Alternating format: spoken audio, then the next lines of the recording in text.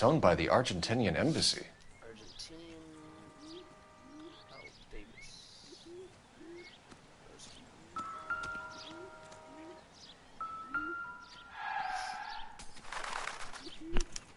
They must have taken the flag as a souvenir. Can't have any street value.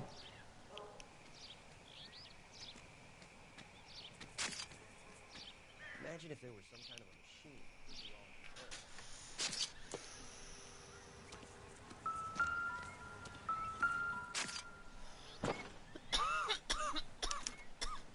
I never got this one before. That's crazy that I missed that.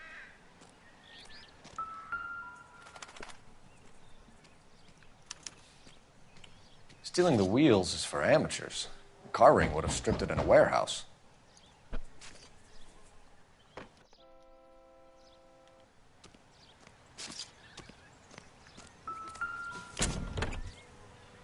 Empty.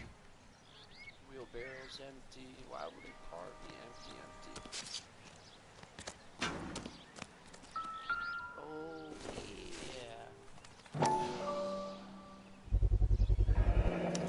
yeah. Combination wrench. Must have used it to remove the wheel lugs.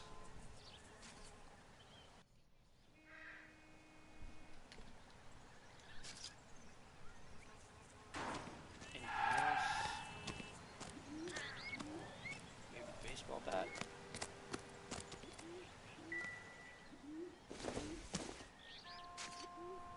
Circumstantial. Circumstantial? That could have broken the window, bro. Circumstantial, my ass.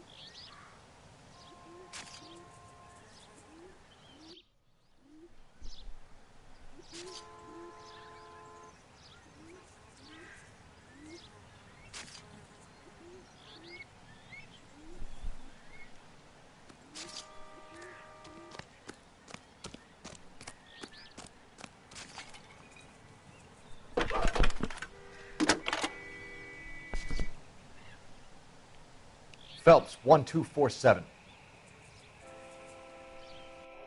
How could I help, Detective? Could you run the name Dewey Brothers? Possibly a dealership or car mechanics workshop. One moment. Dewey Brothers Packard Dealership, 629 Figueroa Street. Got it. Figaro, Figaro, Thank you. Figaro sheet.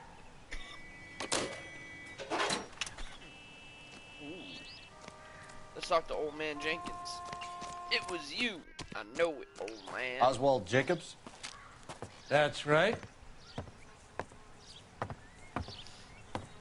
What exactly happened here, Mr. Jacobs? Last night, I was looking out of my window. I like to keep an eye on what's going on. I can understand that. You see this empty lot? Old man. Damn kids play stickball here. Always breaking my windows. Always asking for their ball back. Can we get back to the car, Mr. Jacobs? Don't be impatient, Sonny. Anyways, last night I see this brand spanking new Packard up on bricks. Did you see who stole the Packard? Hell yes, I did. I saw 3 goddamn Mexicans going to work on it. Can you tell us what they were doing? Using the headlights of an old Ford so they could strip the thing. I yelled out to them, "I'll call the cops." So they loaded up their car and drove off, tooting and hollering and yelling obscenities at me in Mexican. You speak Spanish, sir? No, I do not. Too funny. After the Mexicans left, you didn't go anywhere near the car? After I scared them off? No, I didn't go anywhere near that car.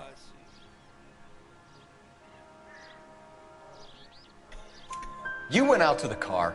Once they were gone, you had to take a look for yourself. I was curious. Ain't no law against that. So what if I took a look around that car? You can't be accusing me of nothing. Tell me about the car they were driving. It was an old Ford. I didn't catch the license number.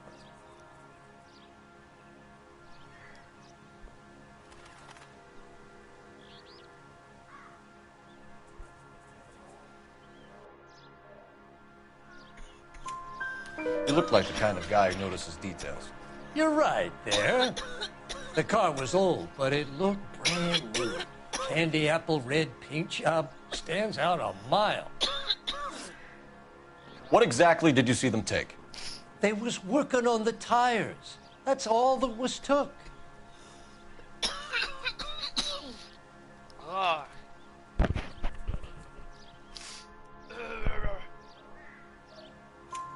Right. So what did you take, Jacobs? You want my partner to pat you down? I found a notebook in the glove compartment. I was going to show you. It's on the chair on my porch. Thank you for your help, Mr. Jacobs. You can speak to Officer Thibault about signing a formal statement. When you get the car out of the way, maybe you could come back and do something about those kids. Well, how about we bring you an umpire's mask?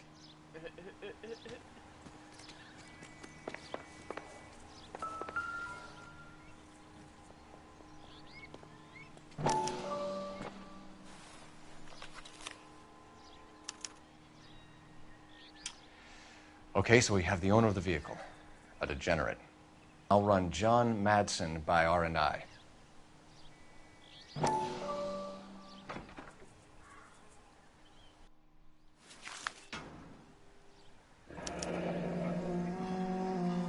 Contact details on a William Dewey. This looks like business rather than pleasure.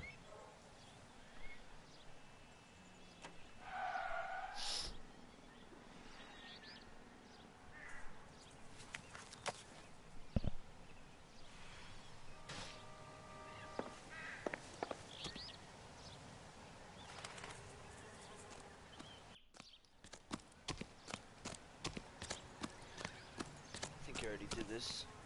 I'm gonna do it again, but whatever. Phelps, badge 1247. How can I help, Detective? Can you put me through to Michigan 2458, please? Connecting you now. Hello, can I help you? LAPD, ma'am. Can I speak to John Madsen, please? He's at school, officer. What's this about? Is he in trouble? How old is your boy, ma'am? Just turned 16. Wrong person, Mrs. Madsen. Sorry to disturb you. Messages, please. There's just one message for you, Detective. A four-door Packard, diplomatic license number Paul Robert 706, was reported missing this morning by Juan Francisco Valdez. Could you have him brought in? He's already here at Central, Detective. He's demanding an audience, as he calls it. Thanks. Can you get a message to Captain Leary? Tell him we'll be in as soon as we can. Thanks for your help.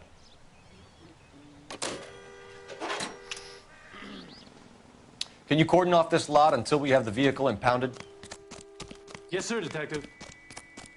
We'll follow up on the owner. Get a statement from Jacobs, and I'll read your report back at the station.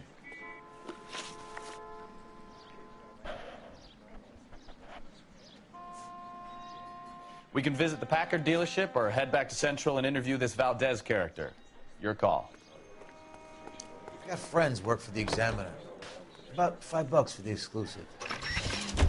This has got to be the 50th abandoned vehicle call we've got this year. One more, and I'm going to go crazy. Not your favorite cases? You kidding me? This is barely even police work. Of all the bad guys in this city, we get lumped with the ones who can't even be bothered to keep what they steal.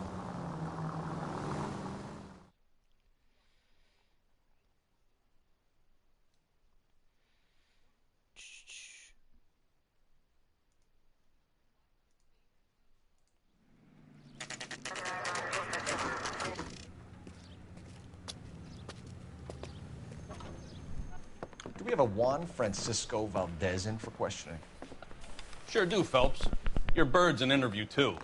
And get this, he's wearing gloves and doing his best not to touch anything. Can you beat that? Sounds like we don't want to keep this guy waiting. It's this way.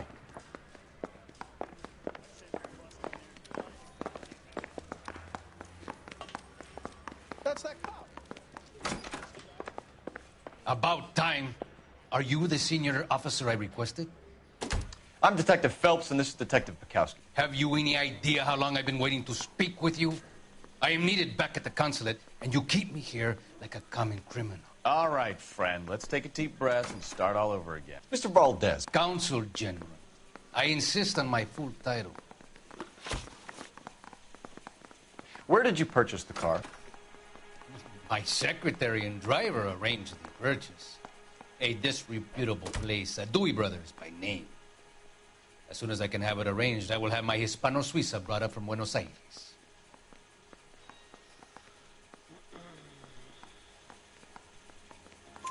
Bought a Packard, Valdez? A snob like you doesn't drive an American car. I want answers or I'll smack you around the teeth.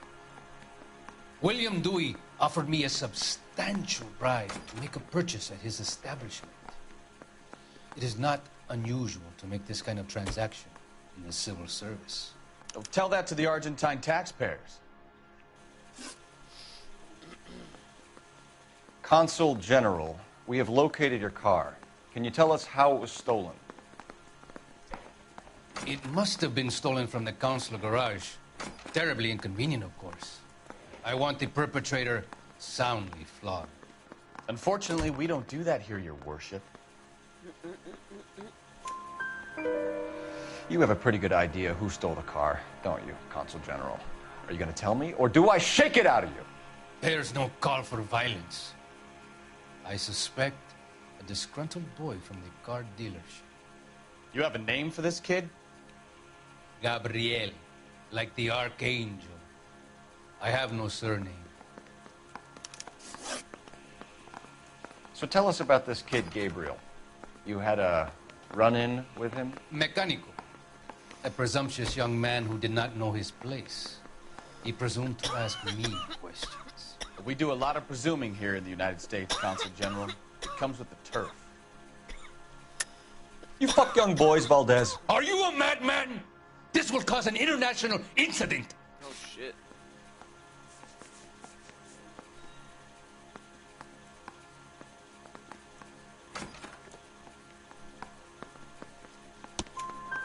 Danny, Ben, Miguel, Tristan, and Teddy.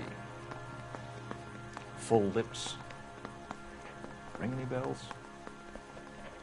I'm sure we can come to some arrangement. Gabriel, spill it. A beautiful but impertinent boy. I mentioned rendezvous and the young man went quite insane. I thought he was going to kill me. I was prepared to pay. We'll be in touch, Consul General.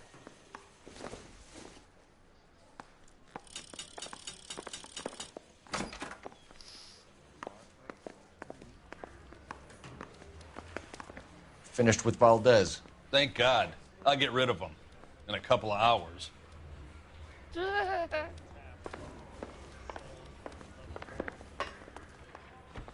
You know the way. You can drive. All right. Where to? Dewey's. Dewey Decimal Place. No. Talking shit. Mr. Valdez moves in some peculiar circles for an international bon vivant. Ah, English, please. See, this is why nobody invites you out for drinks. It's just very industrious of him to be so involved in matters of consular transportation. All right, you're making it worse now. I think what you're trying to say is that lover boy in there is as full of crap as a Christmas goose. That as well.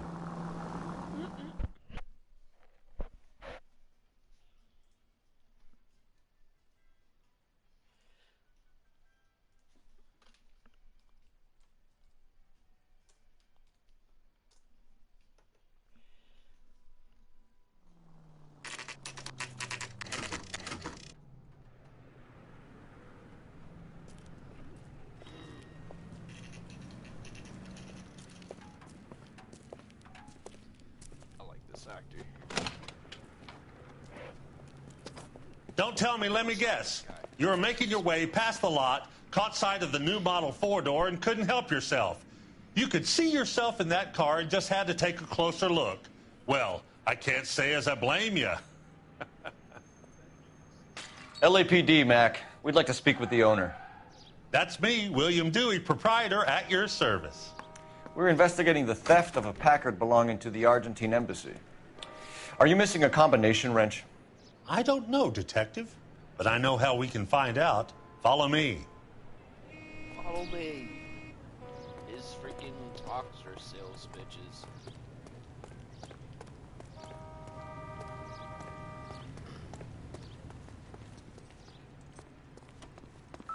We keep all our tools in here.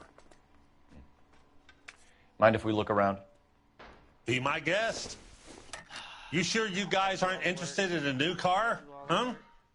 Maybe a used car. I have some nice used cars for guys in your wage bracket. Why don't you give us some alone time, Dewey? Go sell some cars or whatever it is that you do here.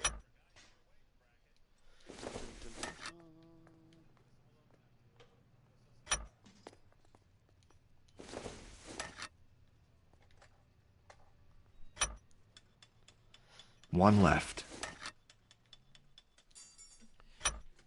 Definitely that. Gabriel Delgado is missing a 3/4.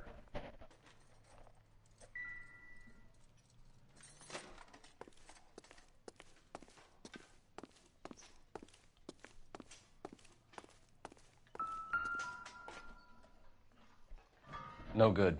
We need diplomatic plates.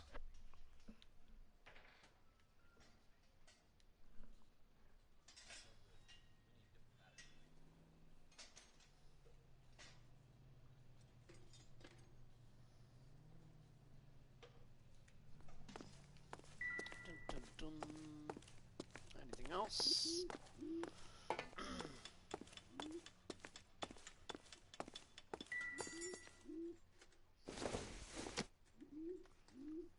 Seems irrelevant. Just checking.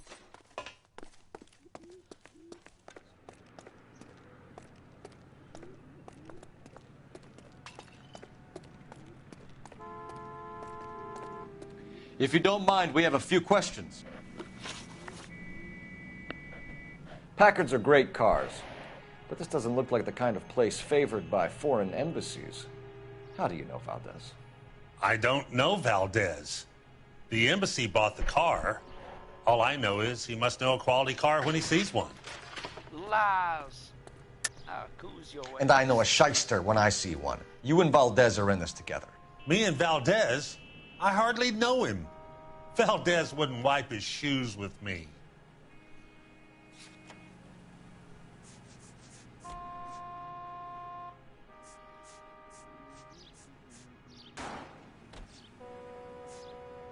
I like this one. We've talked to Valdez. He was very obliging. He told us all about the arrangement the two of you had, and now quit wasting our time. Okay. So I met Valdez in a bar. We cut a deal, and he bought the car through the embassy. I cut him some change on the side. It happens all the time.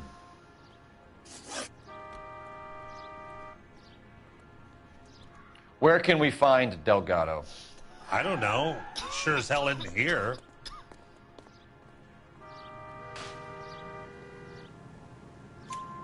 Address, Dewey, or my partner shoves her head in a car door. Okay, all right. Apartment 3, 103 Hill Street. And tell him from me, if he ever shows his face around here again, I'm gonna kick his butt from here to Kingdom Come. A wrench from this dealership was used to strip the wheels from a Packard last night, Mr. Dewey. A couple of Hispanics were seen taking parts. We've had a spate of thefts ourselves. Comes with the location. Thieving bastards to steal anything the minute your back is turned.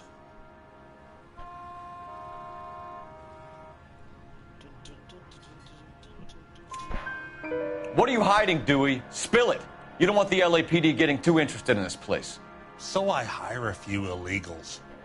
It's cheaper than hiring returning GIs. They have less attitude. Downside is, they're a little light-fingered. Thank you for your help, Mr. Dewey.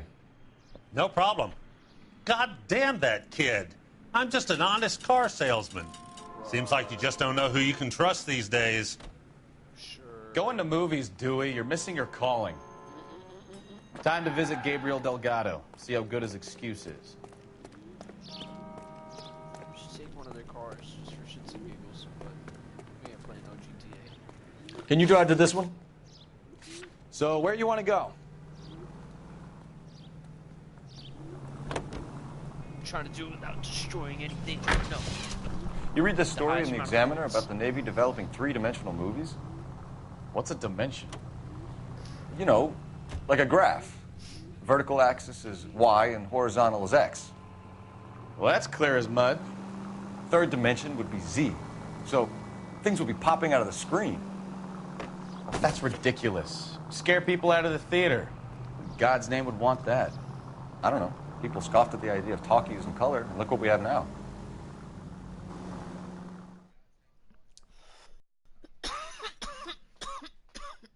The good old days. You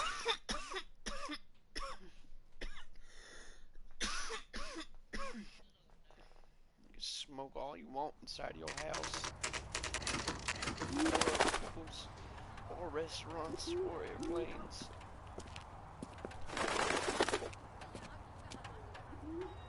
Okay, let's see what Gabriel has to say for himself. I just hope our Archangel hasn't already flown.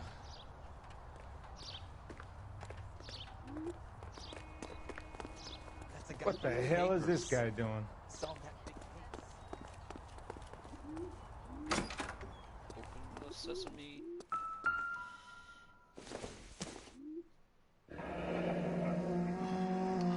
Here he is, apartment 3.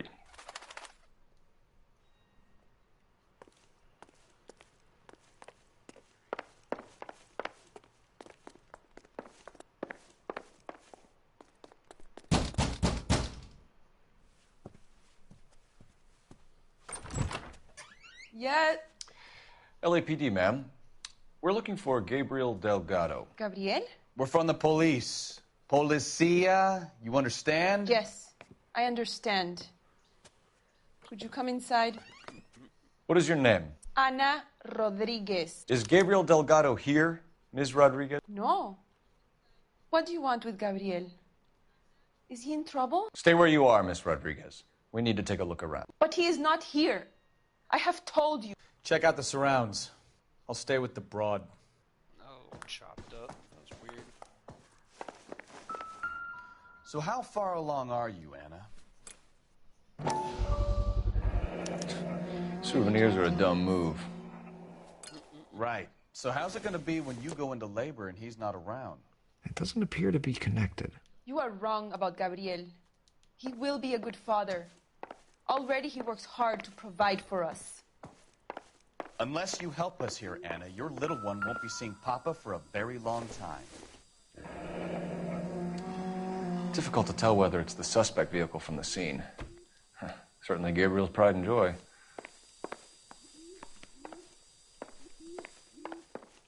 That's a wall, homie.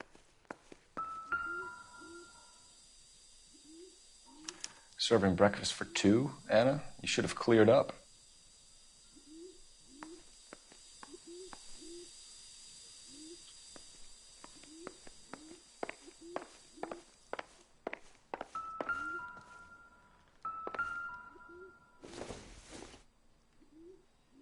Junk.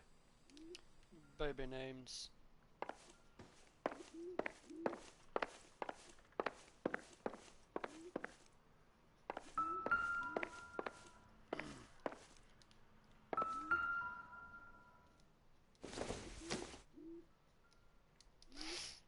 Don't need lipstick.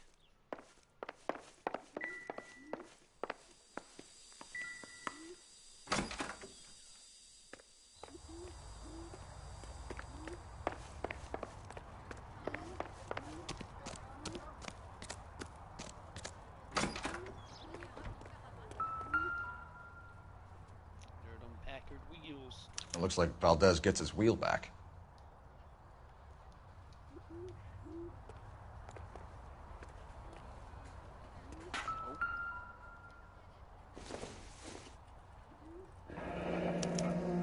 Diplomatic license plates.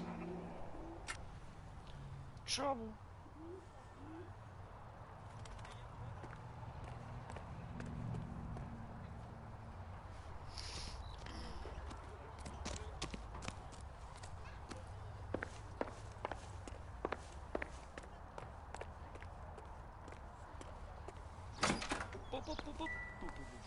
This is how I know more music. I need to turn it down. It's like a little too much for me right now.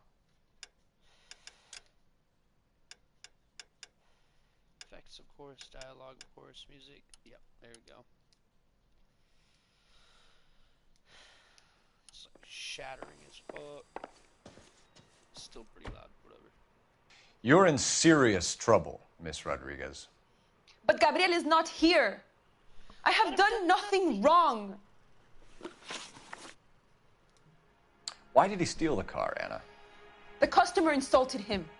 He has his honor, no? His honor, Anna? He said Dewey's friend tried to make a woman out of him. He no longer respects this man, Dewey.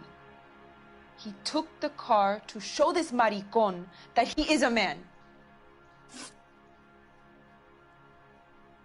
Tell us the truth, Anna. Has Gabriel been here? I haven't seen him for at least 3 nights. Lie. Lie like a dog. You keep lying to me, and I'll send you and your baby to jail. He lives here, but he hasn't come home. I swear it. Breakfast? Enough, Anna. There are signs all over this place that he's been back. He was here last night. I have never seen him so angry. He went out to his shed and put some things in it. I don't know what, and I don't want to know. I love him.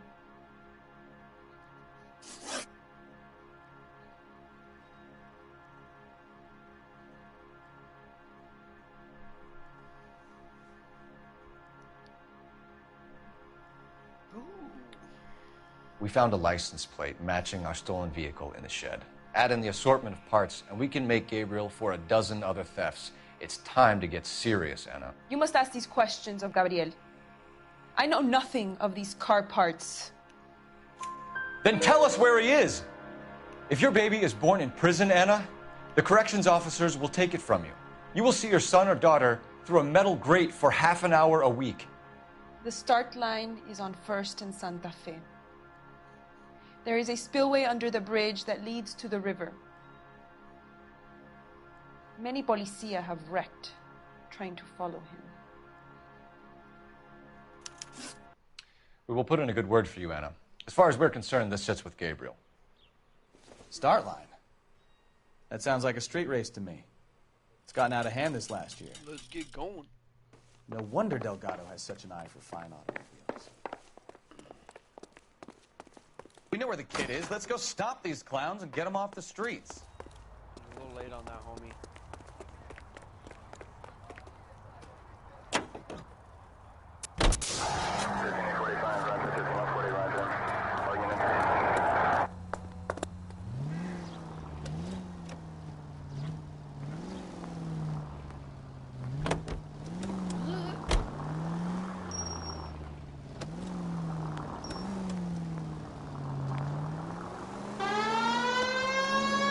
What kind of man leaves his pregnant girlfriend at home while he goes off to play cars? Pregnant girlfriends aren't always a barrel of laughs.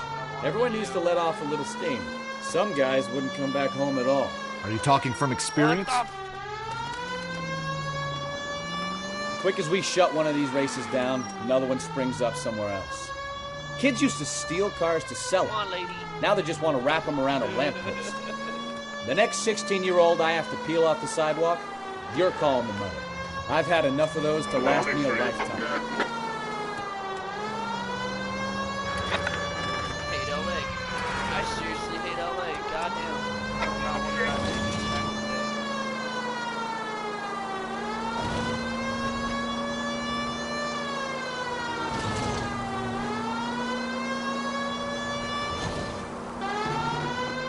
All units, officers help. Major 415, 1629 West 3rd Street, 164 West 3rd Street. Any unit to handle code 3, identify.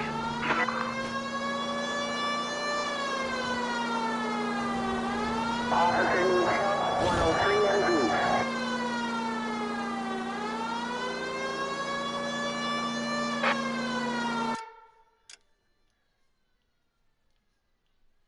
He's under, so I gotta go make a left.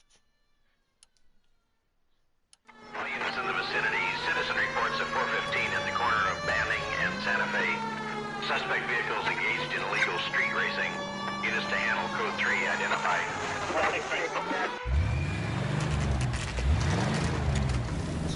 There's the red Ford. That's Delgado right there.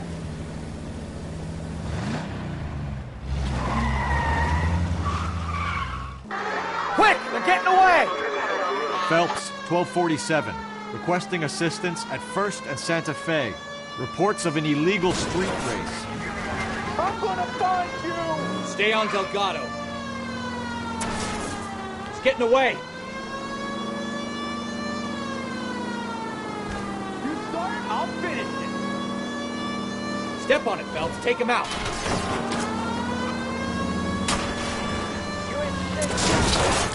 Oh, they are not Delgado is our boy. Forget the others. Okay. We're gonna lose him.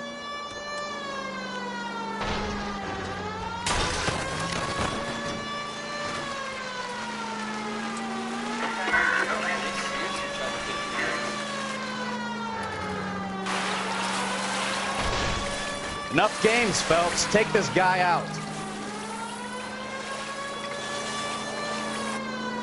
No. Can't be enough here.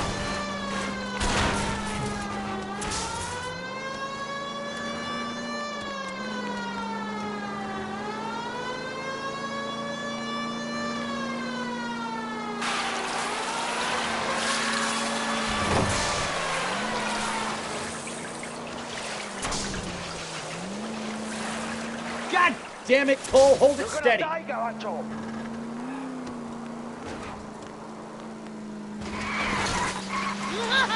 on, you get screened by a kid in a red Ford.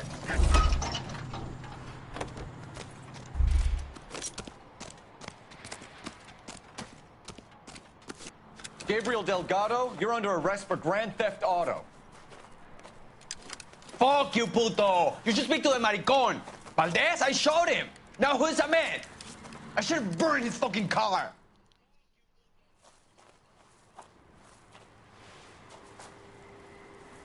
You got a foreign dignitary outed as a fruit and a kitty raper, a car dealer we're gonna let slide for the kickbacks, and a street punk car thief who sure as hell won't be taking liberties with other people's autos again anytime soon.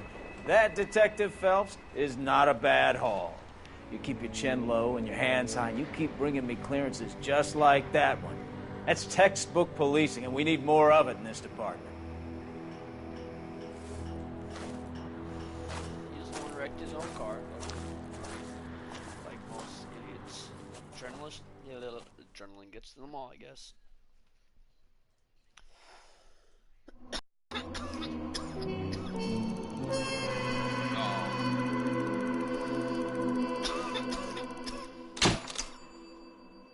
Glorious.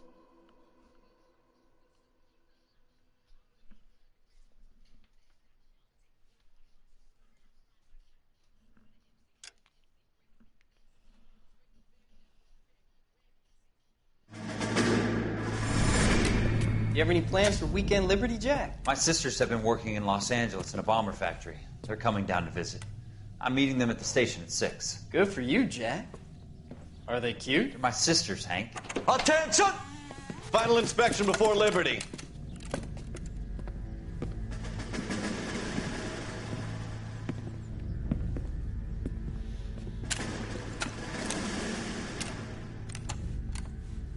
Good job, Kelso.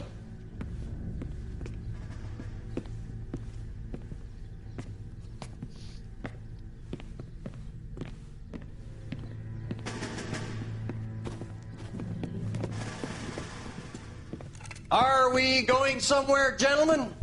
Full inspection. It had better be exceptional if any of you want liberty this weekend.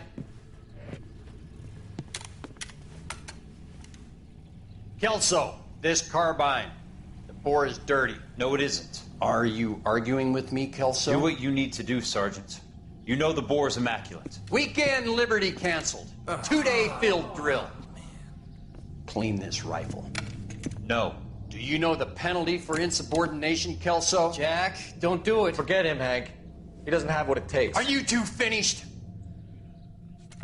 Are you going to clean this rifle? No, Sergeant. Cole is right. I'm going to stop playing games and join a rifle company and fight the real enemy.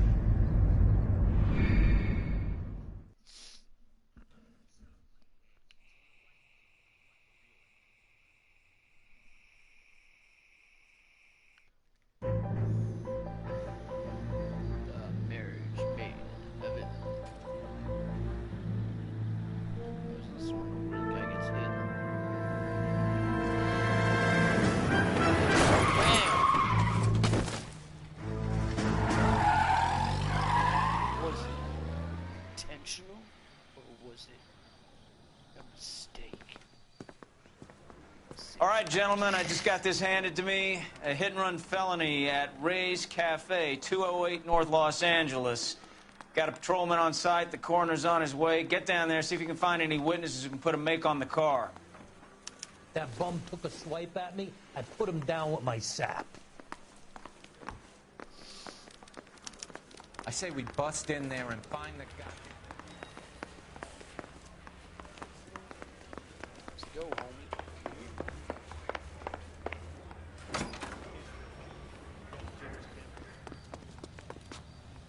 You're behind the wheel. I'd rather not drive. Let's get this shit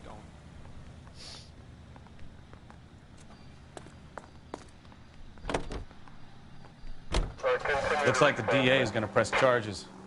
Anna Rodriguez might do time. I'll speak to the DA. She suffered enough. I don't know, Cole. She's an easy make, and the DA likes convictions. I'll convince him to let it go. How you do that? I'll give him something better.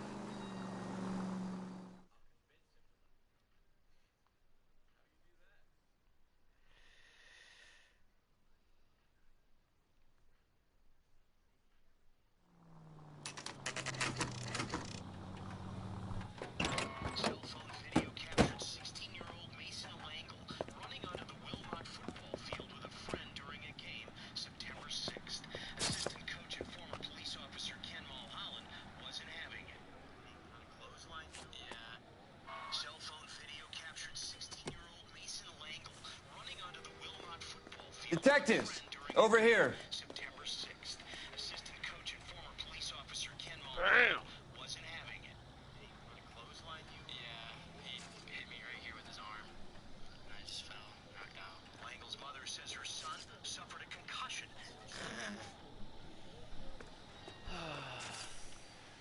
Cole Phelps, traffic. What have we got?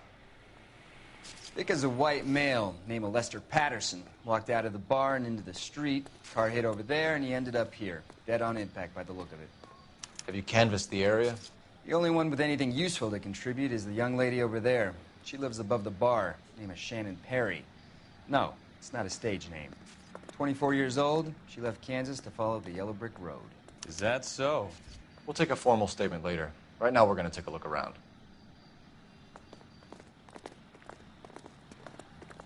Phelps? I landed on his face and ended up here. The car must have struck him from behind.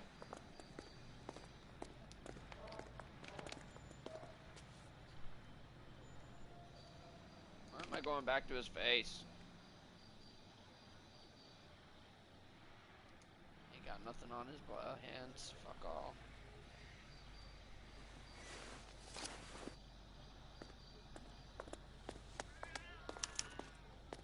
We can notify next of kin.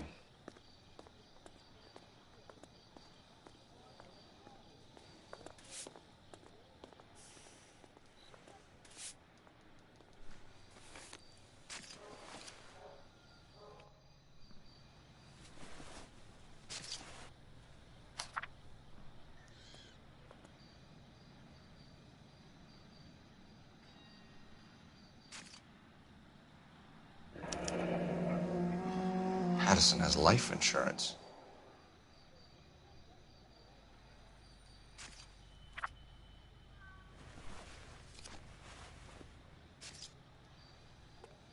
What have you got on the victim? From all reports, he was intoxicated at the time of the accident. I'll know how intoxicated once I've done the autopsy. Looking him over now, I'd say he died on impact. What about the chest wound? Isn't that inconsistent? Very common in auto injuries. Look for a car with a prominent hood ornament. Those things are killers.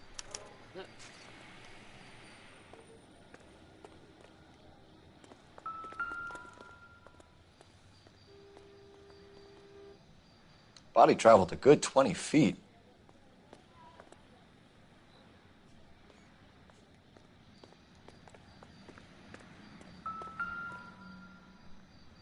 This blood is a long way from the body.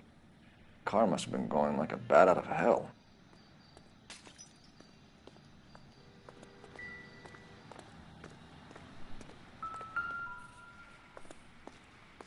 So the driver managed to brake before the impact.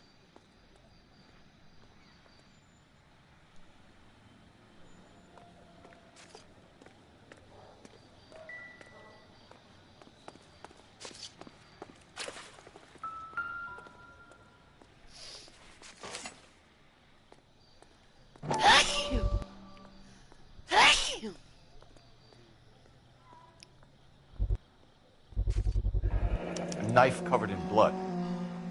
Could be a steak knife. This is a hit-and-run case, Phelps. Anyone could have thrown away a kitchen knife. In any case, we'll want tech services to scrub the alleyway before they bag the knife.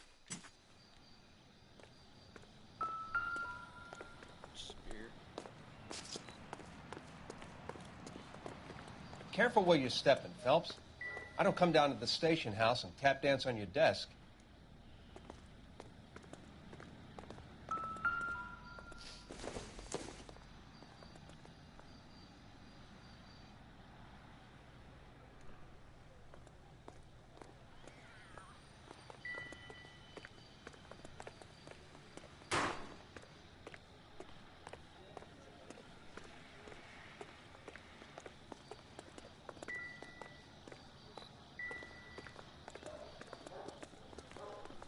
She's all yours, Detective.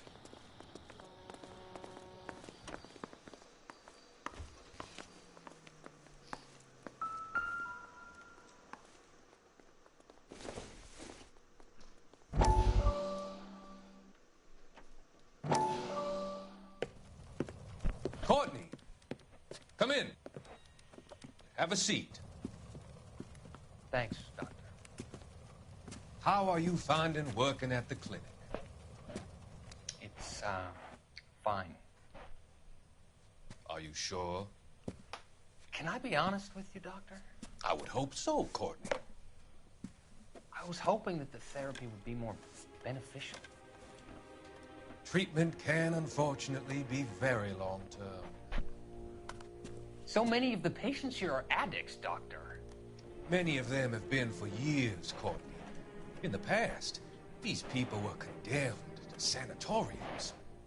If we can reveal the root of the problem, then we have a chance to help them. And until then, they stay sedated? Do I detect a hint of reproach, Courtney? I was expecting more, Doctor. I'm sorry. I don't mean to criticize. Part of being a physician, Courtney, is learning to be patient. How is it possible to keep so many of them on their medications, Doctor? Many of their addictions are illegal. Oh, many things in life are gray, Courtney. What may on the surface appear to be illegal is actually of benefit to society at large.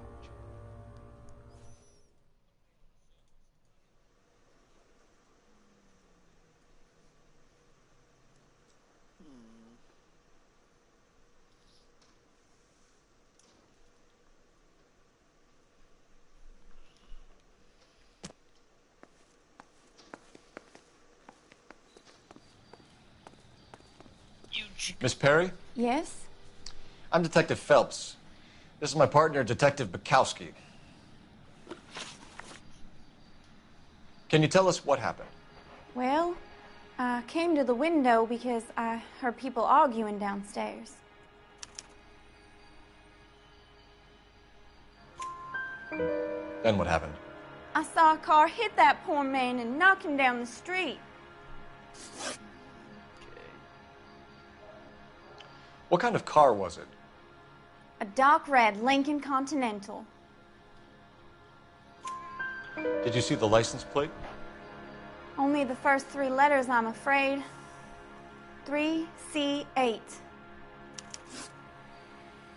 Tell me more about the argument you heard. Well, there were two voices. A man and a woman, that's all. Why are you holding out on us, Miss Perry? I'm sorry. I was hoping to tell my story to the newspapers. I'd like to get my picture in the paper. Trying to find work as an actress, and things are pretty difficult. Cough it up, sister. We don't have all night. People arguing? They were husband and wife. I could tell by what she was yelling. Intimate things. Very embarrassing for the man. Thank you, Miss Perry. Your information has been very helpful. You can go now. You really think so? I hope you find that driver and put him away.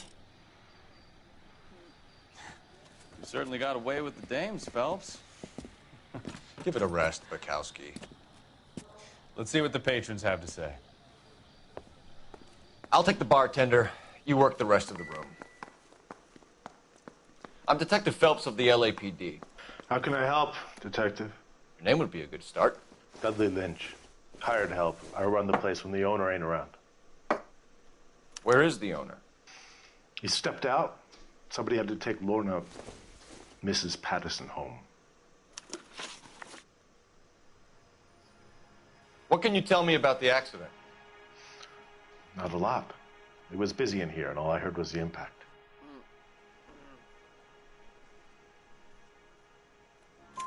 So what was he doing outside? It's against licensing regulations to drink on the sidewalk. Lester and Lorna were having a fight. The owner made him take it outside. It was pretty ugly.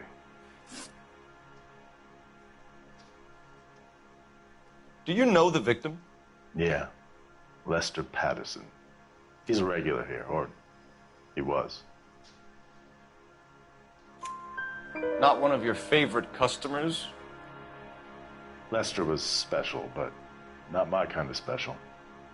Was Lester drinking alone? No. He came here with his wife. She didn't seem too interested in the booze, though. A witness overheard an argument. Lester and Lorna. There's nothing like airing your dirty laundry in public, is there? Why was Lorna Patterson in such a hurry to leave? What is going on here? Lorna was pretty upset, so Leroy took her home. Lorna and Leroy are close. They've been talking about opening a new bar. Leroy? Leroy Sabo, the owner. How long have Lorna and Leroy been talking about this new bar? Who knows? I just served the drinks. Bartenders hear all sorts of things. Are you going to tell me, or do we have to start playing rough? When Lester was drinking, he treated Lorna like dirt. He gambled away all their money. Lorna pitched Leroy about the bar. I don't know how interested he is. Is Leroy doing well? Hell no. The only thing keeping this place afloat are the poker games. Thanks for your help, Lynch. I'm going to need you to sign a statement with the patrolman. Sure, no problem. You get anything out of the regulars? They weren't giving too much away. They liked watching Lester and Lorna go a few rounds every other day. And Lester was a fan of the love tap.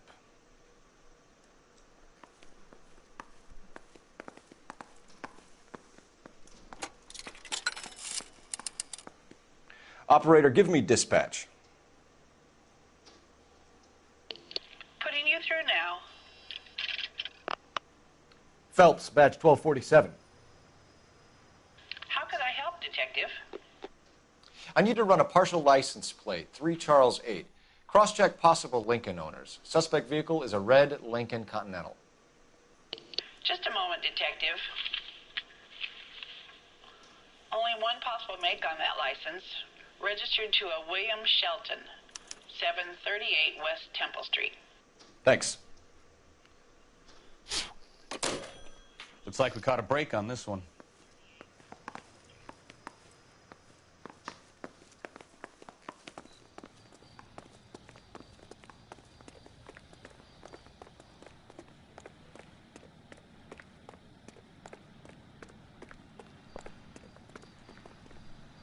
You drive. I need to go over the case notes. Fine. Where are we headed?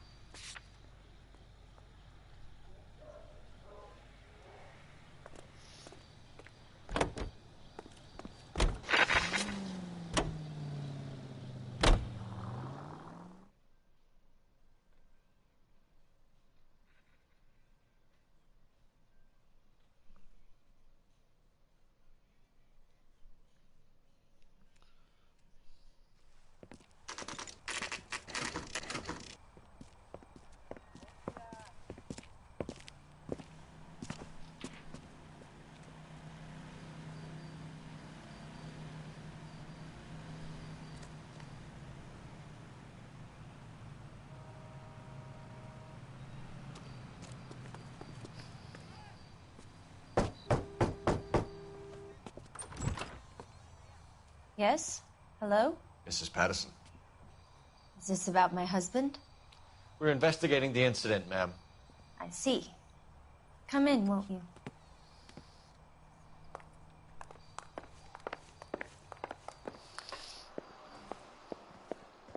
Can you tell me what happened?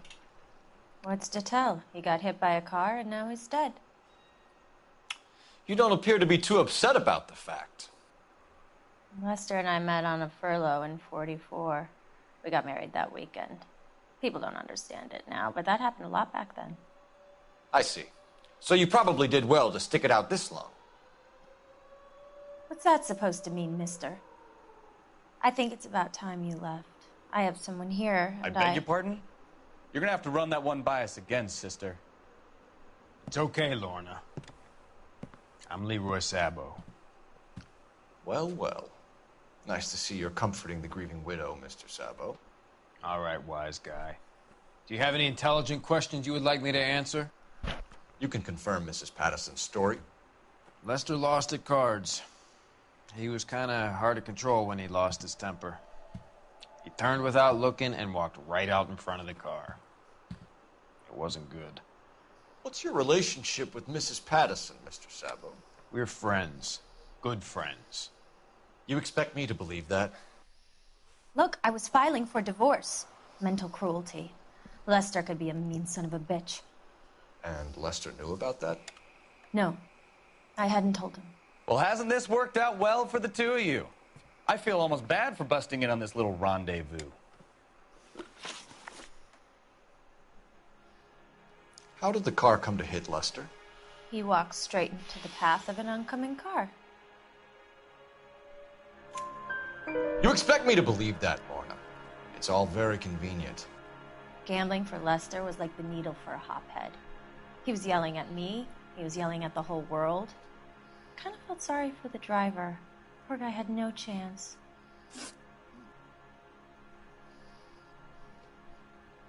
You were arguing in the bar and on the sidewalk? We were always arguing. So what? Admit it, you were baiting him, pushing his buttons. We can easily get the full story from the regulars in the bar. All right. Lester was playing cards out back. He lost, of course, and wanted back in. He suggested I earn the money on my back to get a mistake. That was the proposition he was putting to his so-called buddies. So maybe I was a little angrier than usual. Let's just say I took exception to his idea.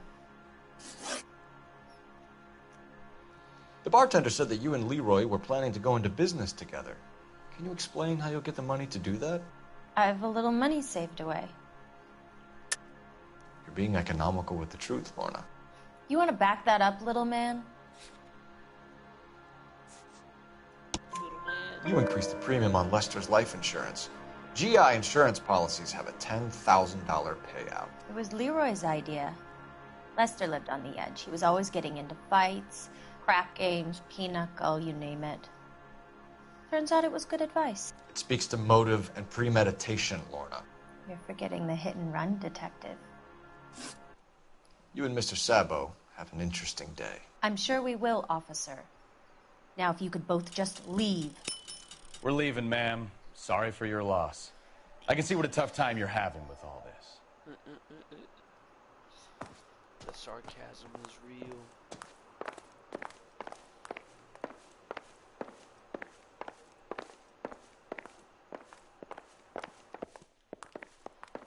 Fuck is this? There it is. Operator, message for KGPL. Putting you through now. Cole Phelps, badge 1247. How could I help, Detective? Messages for me, please. Just one detective from the coroner. Message reads, Phelps, see me at Central Morgue immediately. Results of the Patterson autopsy. Thanks, ma'am.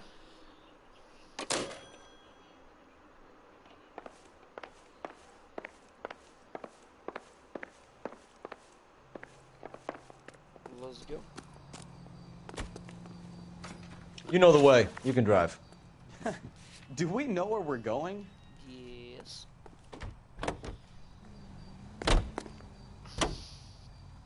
Your mom's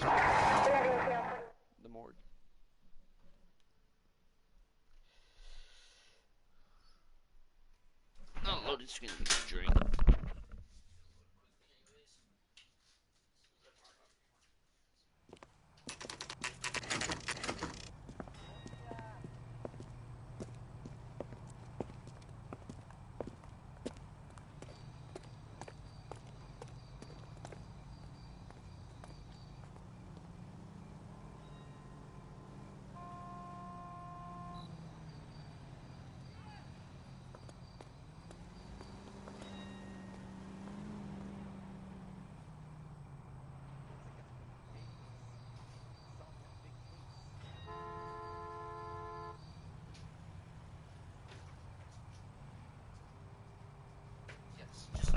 Just look at me.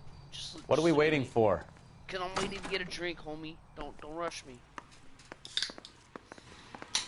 We can put the driver in front of a judge in less than a week. You'd be making a big mistake. Run that by me again? The victim was dead before the car hit him.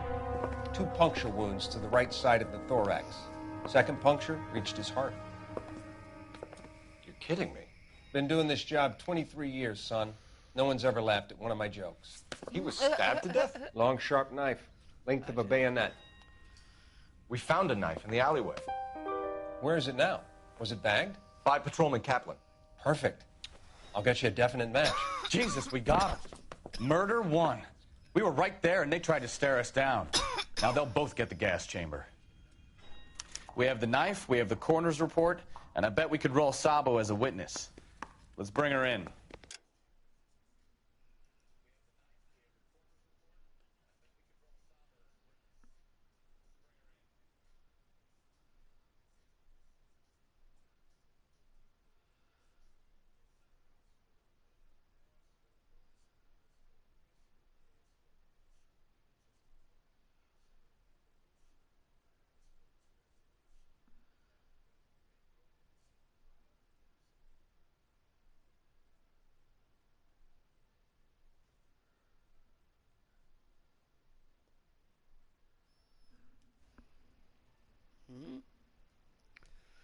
That's weird. Let me see something. I think I already have it though. What is it called? Stab her right. No, I don't.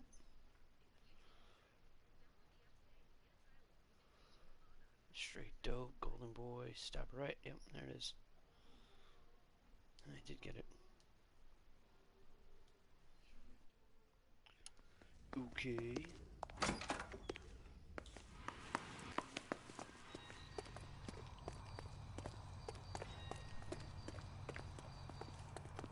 You can drive. And where exactly are we going?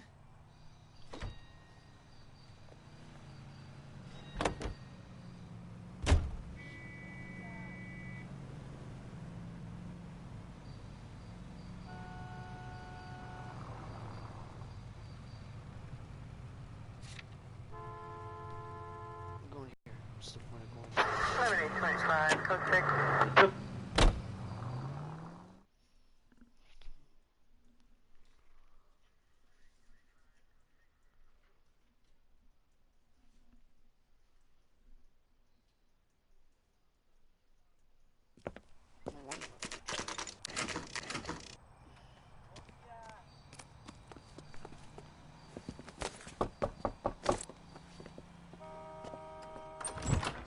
We've spoken to the coroner, Mrs. Patterson.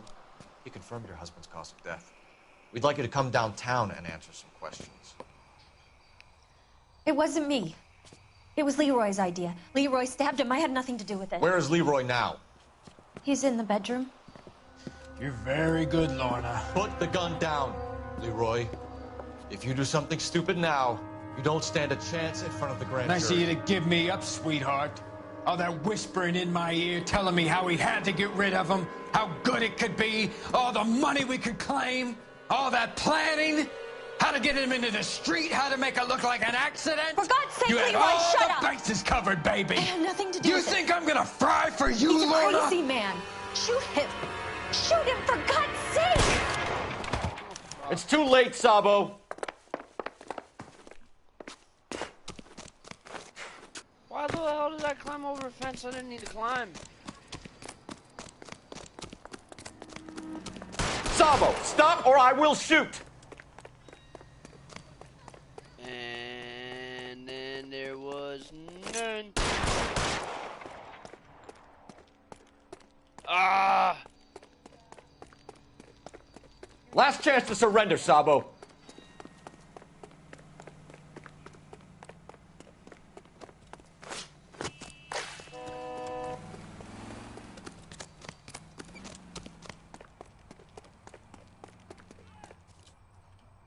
You come any closer and I will pull the trigger.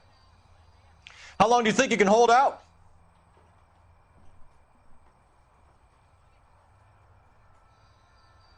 You want to back off right now. You're making... Have it your way.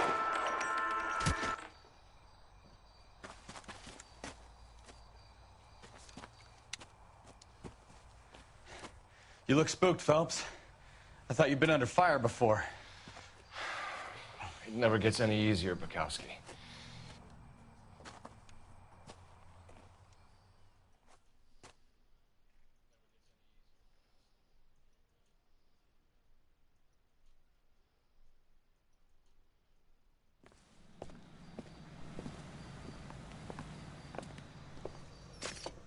So, I give you a hit and run, you bring me back fraud, conspiracy, and first-degree murder. This is how a good detective operates, Phelps. You take nothing at face value. You keep digging and asking questions until you get to the truth. You got some sharp elbows on you, detective. I like that. Keep up the good work.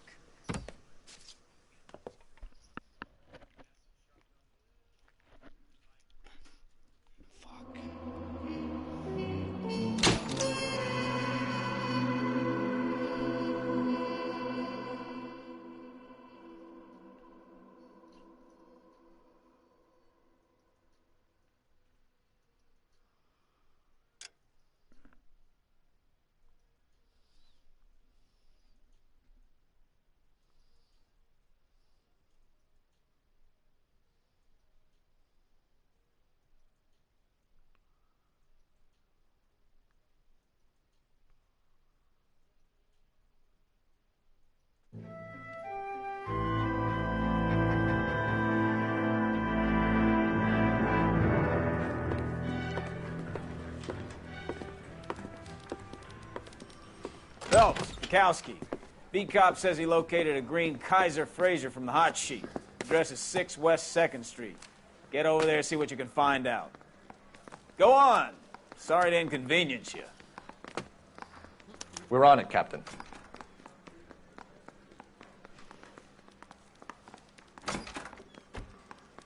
I swear the more bent cars we bring in, the longer the hot sheet gets. It pays the rent, though. Keeps Mrs. Phelps in the manner to which she's accustomed. I'm not sure she'd agree with you. A passionate, romantic type like you, Cole? I don't believe a word of it. Oh, little twist. She was 13 if she was a day.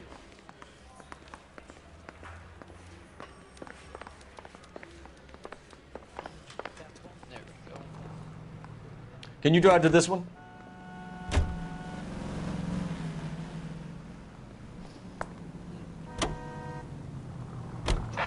They're calling her the Dahlia now. I wonder what Veronica Lake makes of that one. What a case. You hear whether they're making any progress? So Captain Donnelly seems to think they have it all wrapped up. Brown and Green are sweating this Manley character. I heard it'll be in front of a grand jury by next week. Poor thing. Terrible enough being murdered like that without having your death strewn all over the front pages.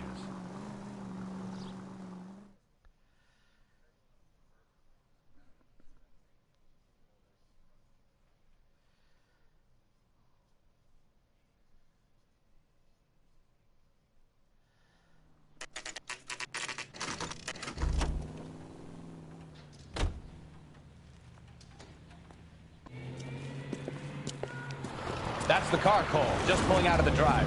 Get him. Remember, we need him healthy enough to answer questions. 1247, Detective Phelps, requesting immediate backup in pursuit of a stolen green Kaiser Fraser from 6 West 2nd Street.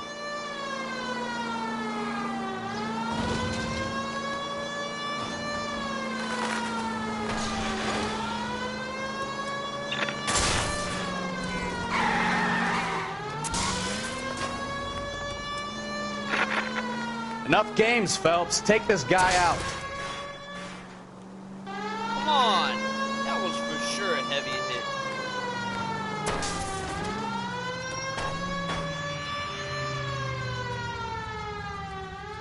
All right. Maybe I was a couple miles over the speed limit.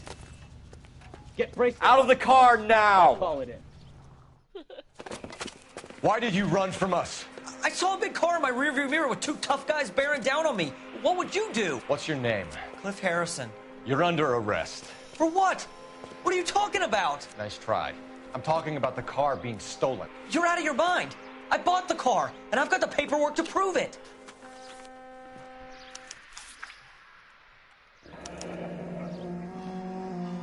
Looks like we'll have some questions for the people at Coombs Automotive. Coombs.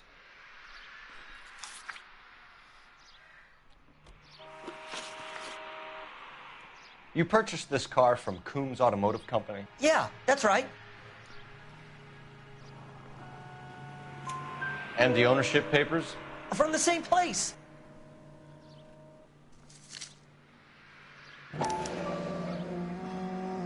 If this is a forgery, it's top-notch. This will need to be traced.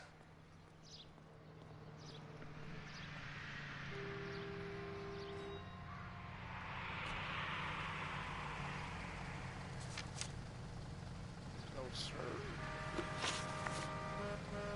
You have a criminal record, Mr. Harrison? No, nothing like that. You better give us something, Cliff, or we're gonna make this hard on you. I didn't steal the car. I ran because I've got some wacky-backy in the glove compartment. How much, Cliff? 1 reefer. We'll let it slide. You're in enough trouble. Who did you deal with at Coombs Automotive?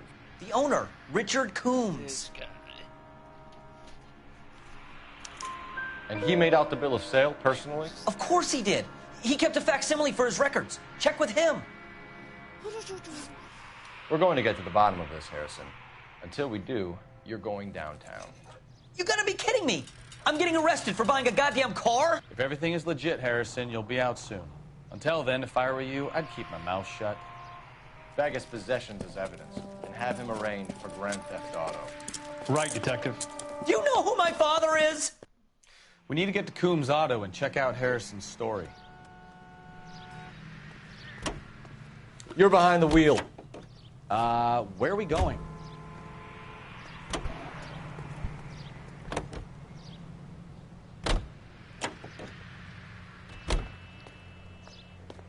Dude, could've slid over, homie. What? I think he's telling the truth. Some of the most convincing people you will ever listen to are born liars. Usually they're called politicians.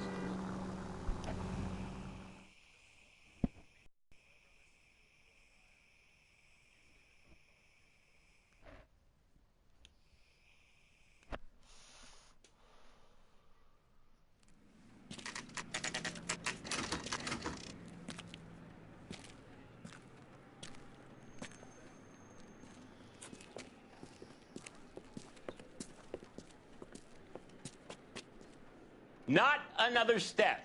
I have got a Buick Century sedan that would be absolute. Detective Phelps, LAPD, are you the owner? That's right. Richard Coombs at your service. You looking to trade in a black and white, boys? Mr. Coombs, we're investigating an auto theft. A man by the name of Cliff Harrison claims he bought the car here. Well, some people would say that my cars are a steal. That's a joke, son. Very amusing, Mr. Coombs. I remember Harrison. It was a green two-tone Kaiser Frazer, if I remember rightly. Do you have the bill of sale? It's in my office. Walk this way.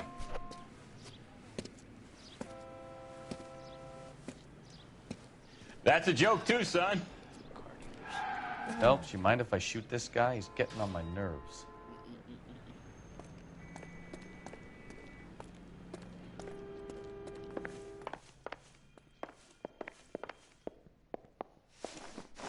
Here it is. Got the original pink slip there, too.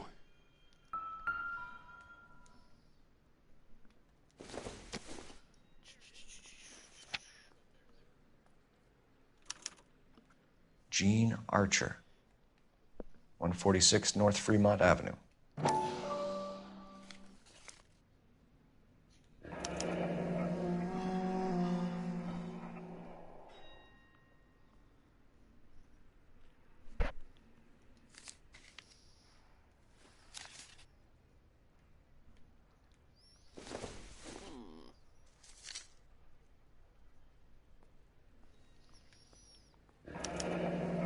Harrison's purchase receipt was legit, at least.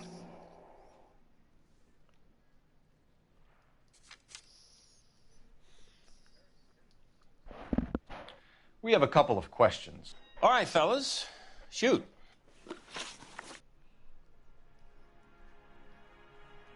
Can you tell us how you came to buy the car? Girl just wandered in right off the street.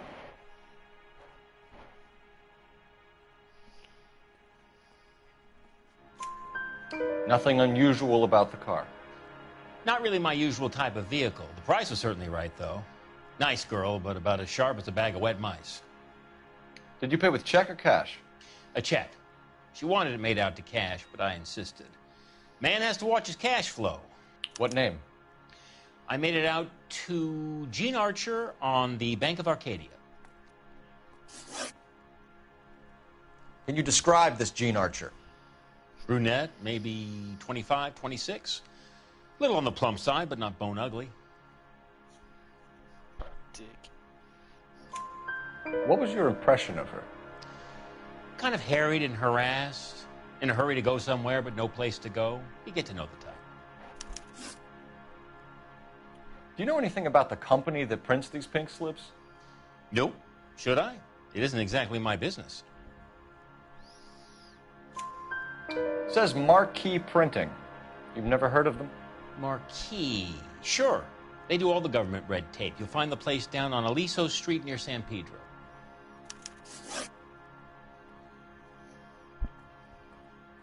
When exactly did you hand over the check, Mr. Combs? Close of play on Friday. Why didn't you pay her cash? You knew the car was dirty. I had an inkling. When people are in a hurry for money, always pay by check, son. Gives you a couple days to back out. This was all above board. Yes, of course it was. Did this look legitimate to you, Coombs? I'm in used cars, son, not bearer bonds. In my business, you don't look a gift horse in the mouth. Now don't come on all high and mighty with me if you want my help. Thanks for your help, Mr. Coombs. We need to continue the investigation. Quick, intense music. Hope you sort out your No problem with music Mr. at all. Harrison. Raw. Go easy on him, son. Boy's about as sharp as a bowling ball. He's built too low. The fastballs fly over his head. Let me shoot this guy, please. You have a pleasant day, Mr. Coombs.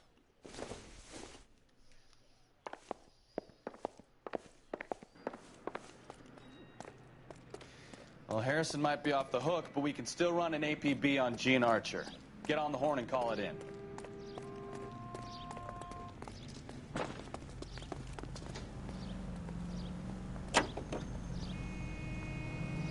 $11K to KGPL. Request an APB on Gene Archer, age approximately 25, on suspicion of grand theft auto. KGPL to 11K, roger. KGPL calling car 11K, 11 King, come in. 11K, go ahead. 11K, go to Central Station. James Velasco held on suspicion of GTA, awaiting questioning. Possible link to the Harrison case. 11K, code 2.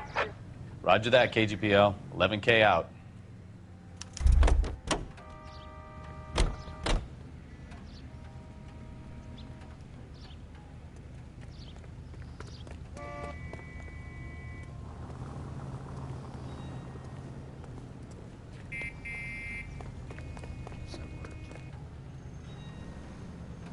Can you drive to this one?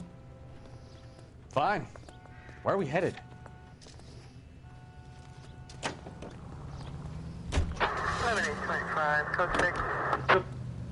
Here's a chicken and egg question for you. Do you think you have to be an asshole to sell cars? Or that selling cars turns you into an asshole? You've got it in for everyone today, haven't you? I've always got it in for car salesmen. Doesn't matter what day it is. And why do they always think they're comedians when they're about as funny as a heart attack? Maybe the more annoying they are, the quicker you sign on the dotted line, just to get the hell out of there.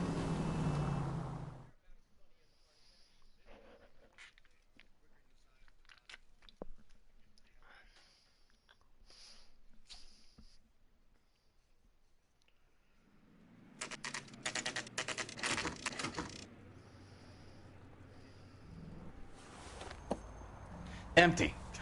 Should have known that Archer broad would have given us a false address. We should go to the station, see what this Belasco guy has to say.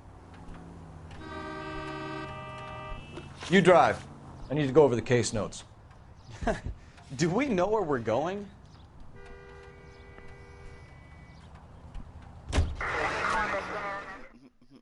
I'll slide over, but he won't. What a fucking dick.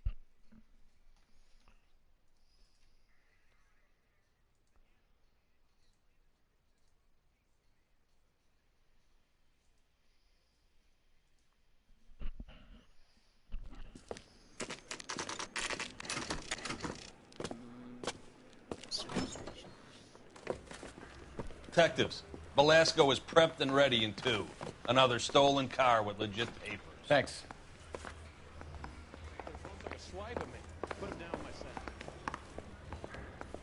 Straight through the red light.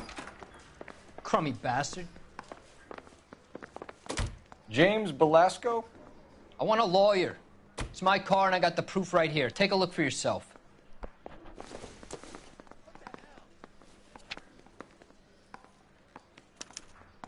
The paper is real enough, Belasco, but the car isn't yours. This pink slip is a forgery.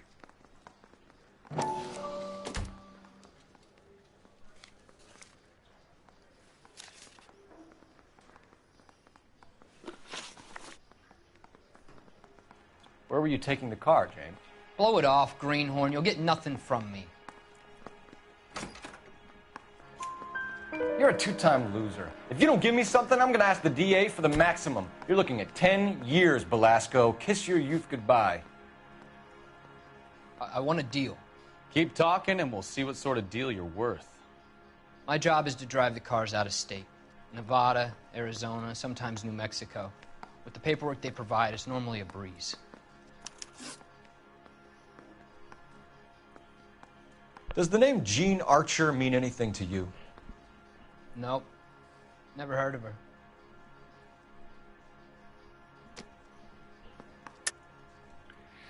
You're a liar, James. Say that again. I'm telling the truth. I don't know the broad.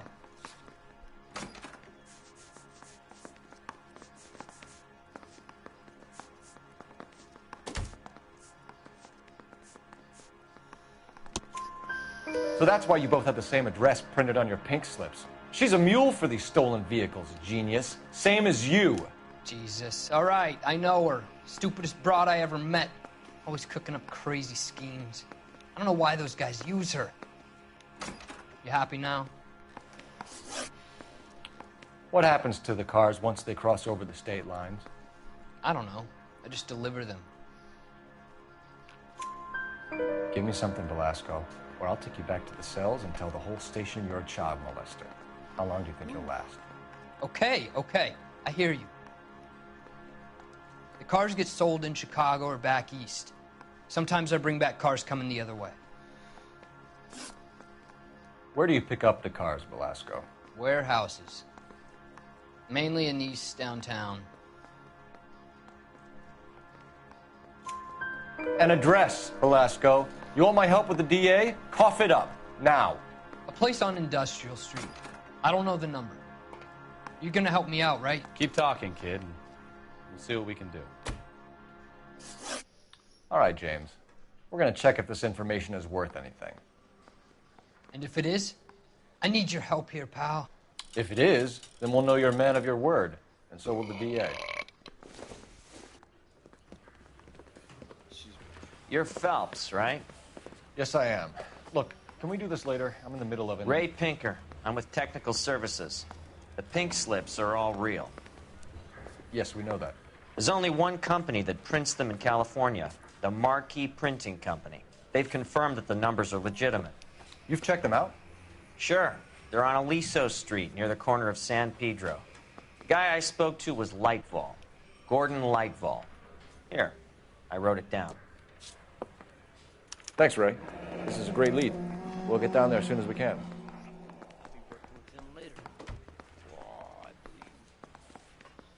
I can't remember.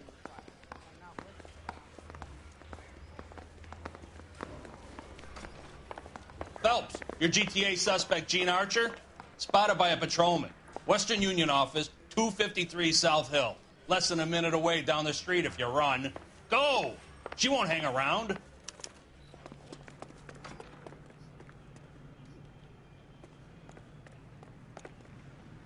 You can drive. Yeah, you can drive. Come on! We don't want to lose her!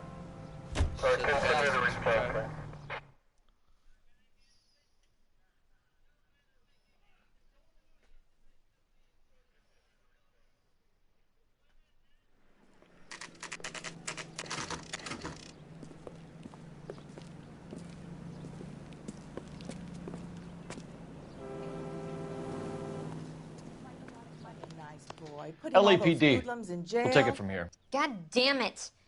Everyone's against me. Look, just let me get my money and get out of here, okay?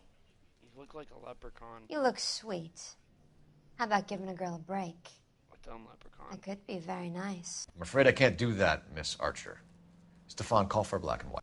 Just my luck to get the only hair sure cop in the LAPD. The car you sold to Coombs was stolen, Miss Archer. There won't be any money. I handed over all the right paperwork when I sold it, Buster. Buster. Gene, you've blown open the whole operation because you were dumb enough to try to sell one of the cars. What do you think they're going to do to you? Give me something. I was just doing what they do. They paid me $50 to drive the car. I made $2 grand selling it. You made $0. And if they catch you, you're dead. Is that all your life's worth? Look, a girl needs things. I don't see you looking out for me. How long have you and Belasco been delivering cars? Who is James Belasco? You're lying. James Belasco. I don't remember mentioning his first name, Miss Archer. Oh, Well, I think you did, didn't you? Well, I'm sure of it. Anyway, I don't know him.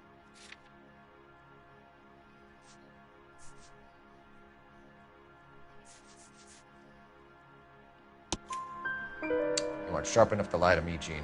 You and James Belasco share the same address on your pink slips. We have him in a cell. Okay, so I know the creep. The pink slips are real. The home addresses are always vacant lots. Bigelow is always boasting that the paperwork is legit and that if we stick to our stories... And don't try and sell the car? Yeah, that too. Tell me where you picked up the car, Miss Archer. Look, I can't remember. Let me go, will you?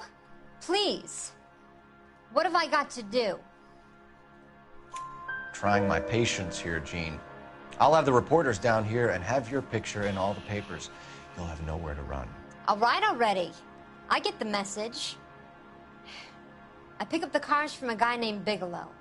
58 Industrial Street. Big warehouse full of goons. Now you've got what you want. Can I go? Please? No, you sure can. We've got a car waiting outside for you. Some career advice, Gene.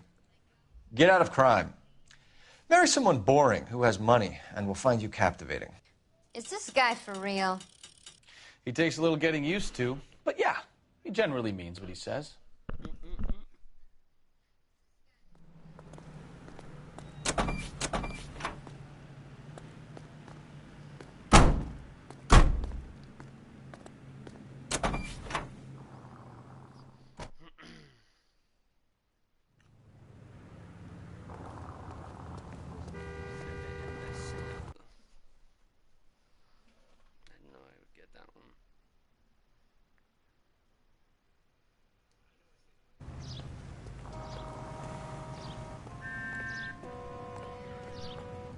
You know the way. You can drive.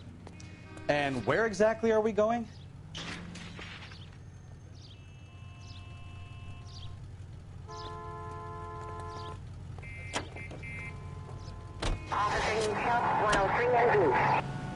Friendly girl. Used to getting her own way. Little did she know her feminine charms were useless against the impenetrable Cole Phelps. She's not my type. And what is your type, Phelps? I'm married. I know that. But you're not blind or dead inside, are you? Wait. Scrap that second half of the question. I don't know. Blondes, I guess. Hallelujah! The man is human after all. Now we're getting somewhere. Yep, I'm with you on the blondes. Brunettes are fine too. And there's nothing wrong with a good redhead. But I draw the line at gray. You know what? I might have to lift that embargo soon in the interest of maintaining a free market. A man with high standards. The standards are only as high as the last glass of whiskey.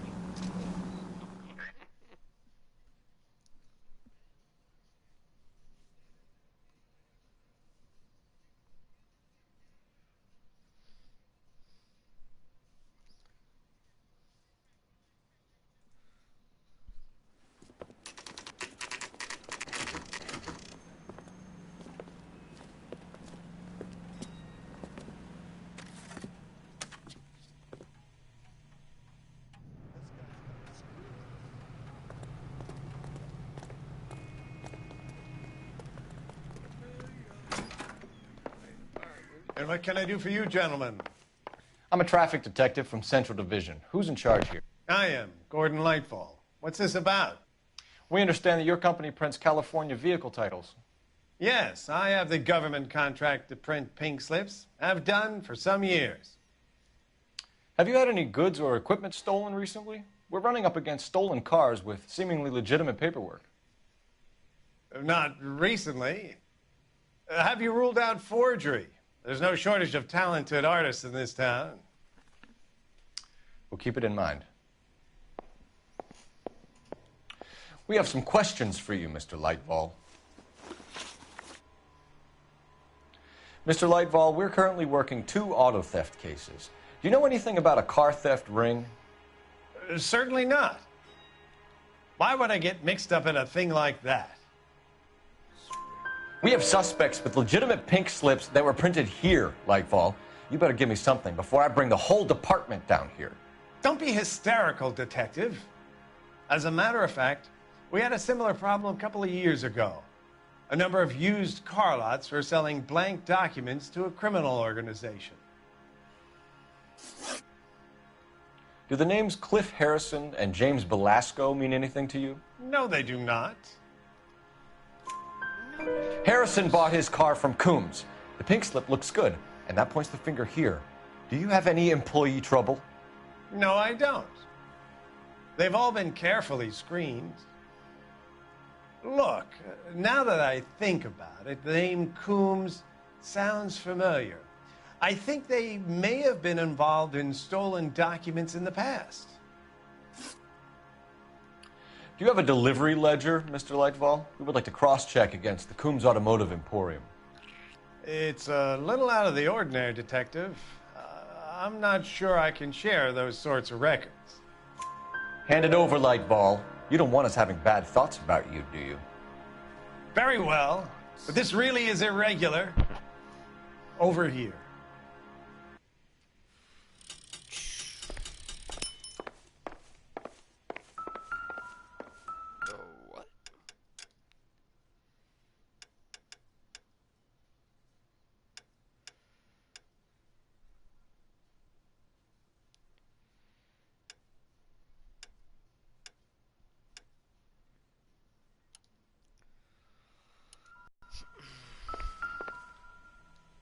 Look for patterns, recurring names, unusual addresses, anything out of the ordinary. You certainly encourage repeat business, Lightfall. This Mr. Bigelow is a good customer. Sorry to bother you, sir. We'll let you know if there are any developments.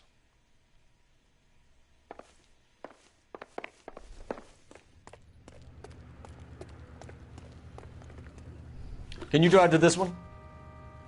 So where do you want to go?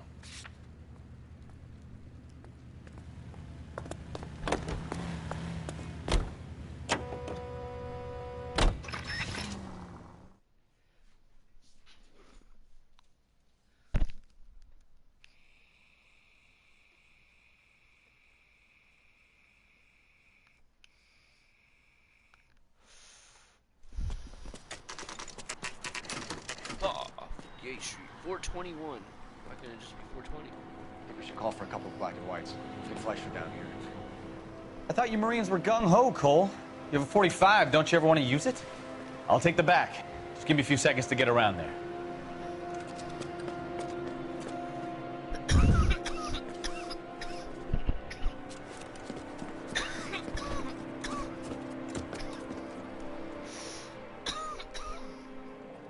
Jumping over that was not even necessary, but okay. Cole Phelps, LAPD. All of you are coming downtown with me.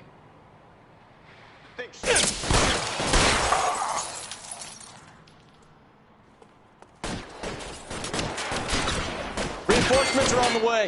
Cease and desist.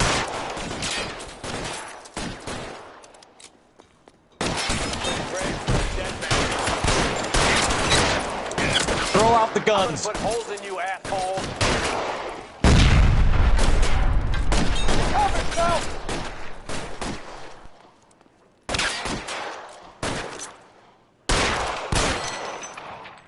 I hate the aiming on this. Weapons on the ground, now!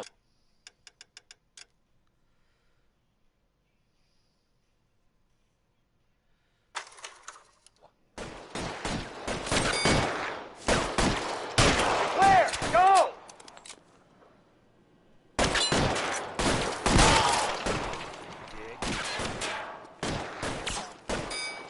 Let me see if I can put one between your eyes.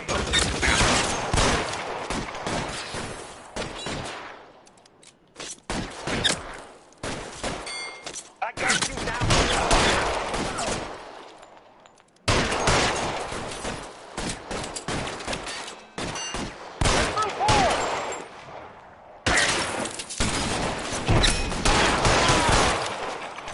I'm gonna put holes in you, asshole. Put your weapons down and your hands in the air. Your move, mister. Come get me.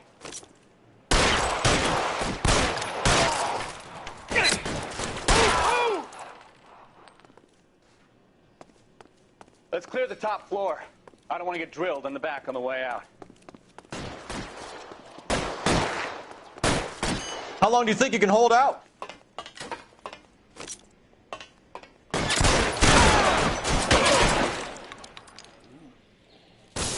Covering fire!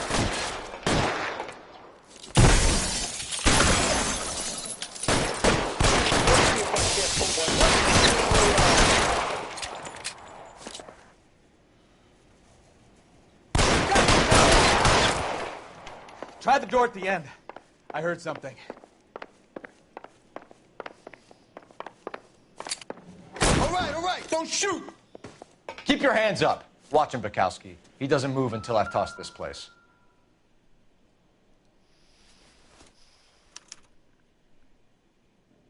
Marquee Printing Company. There's nothing like going direct to the source.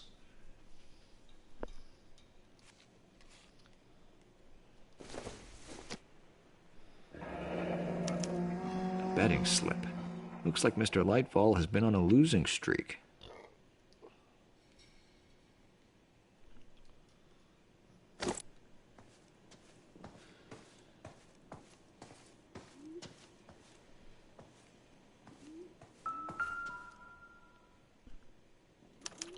There are enough slips here to keep them stealing cars till Christmas. We've got a trail of pink slips and stolen cars that leads right to your door, Bigelow. You're in this up to your neck, but I don't think you're the man in charge. Make it easier on yourself. Give him up. I do work on cars for customers. You charge in here shooting up the place like it's the Ballad of Bulge. I can't give you anything.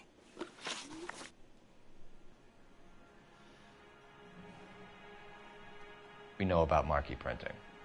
You can make this easier on yourself by giving us your man on the inside. I sometimes repair cars and put them back on the road. I need a pink slip to resell them. There's no problem there. There are at least 4 dead men in this warehouse. A couple more.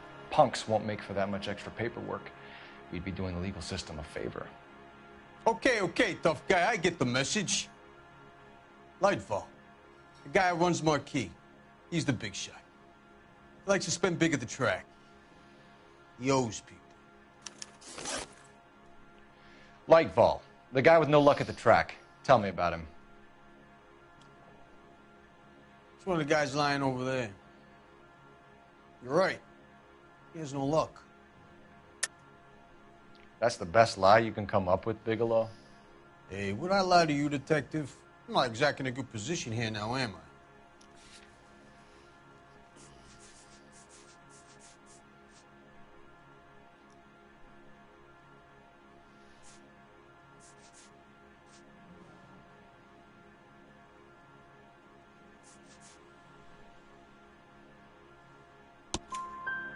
Gordon Lightfall owns Marquee Printing, a government print shop. He's losing big at the track. He has these big government contracts. He's in hock over 20 grand. If the feds find out, contracts will be all over. Lightfall plays ball. All right, Bigelow. The heat is off you. Play your cards right and you'll be able to count your time in Quentin on one hand.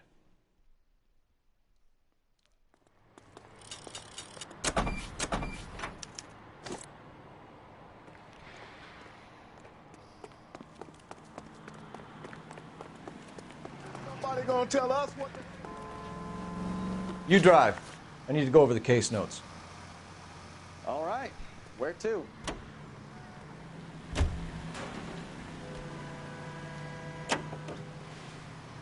What a mess. Gonna take some cleaning up, that's for sure. I wish it hadn't gone that way. Well, they shouldn't bring guns to work with them. We didn't have a lot of choice. You have to admire the barefaced cheek of someone who tries to blow your brains out one minute and then pleads innocence the next. Yeah, especially when he's surrounded by evidence. You know, guys like Bigelow spend so much time convincing themselves that they're not doing anything wrong that they actually start to believe their own bullshit. They get sloppy. Bigelow, Lightfall, all of them. If they hadn't, who knows how long they could have kept this racket going. Complacency or greed. It's always one of the two that brings them down.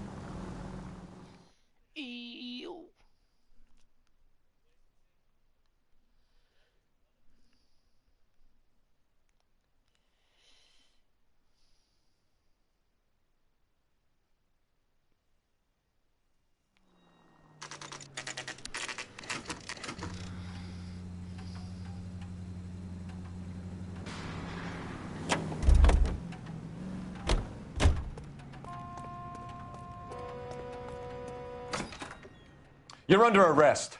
You again? This harassment is starting to wear thin. We found a box of pink slips in a warehouse full of hot cars. You signed for them, Lightfall. I signed for all the orders and deliveries. You'll need something better than that, cowboy. Better than that, cowboy. Save it, Lightfall. We already have all we need to send you down. I've had enough of this. You either produce some shred of proof, or I call my attorney.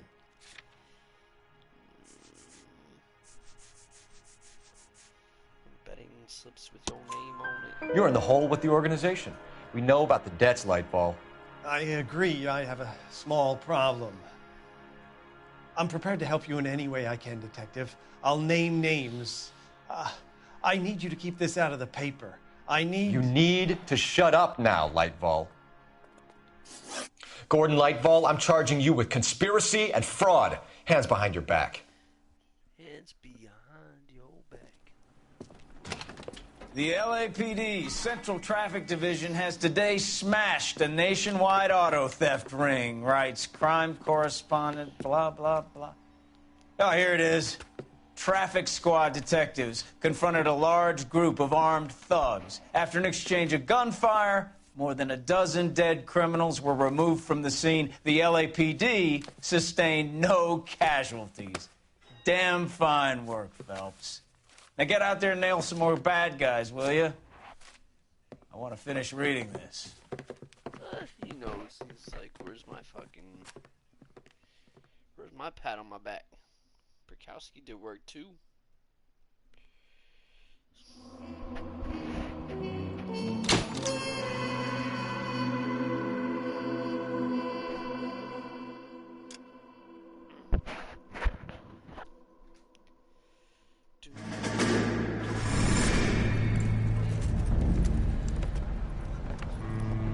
My family runs a shipping business in San Francisco. We used to have 2 ships a week to Tokyo. We've been in shipping for 2 generations, Hank. I've never been on a voyage anywhere. I feel like Odysseus in the beginning of his journey. The Odyssey took 10 years, Cole. This is the American century. America can rule the world after we win this war.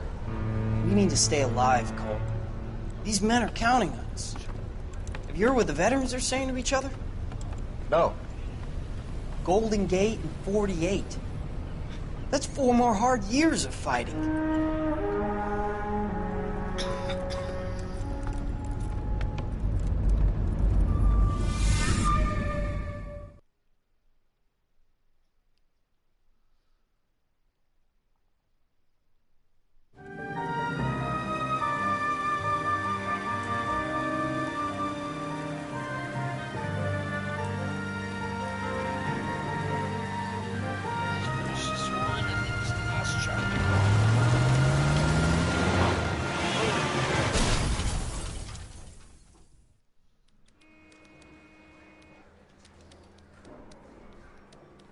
Phelps, Bukowski, you have a new case. 2 women, possible drink drive. How is that a case?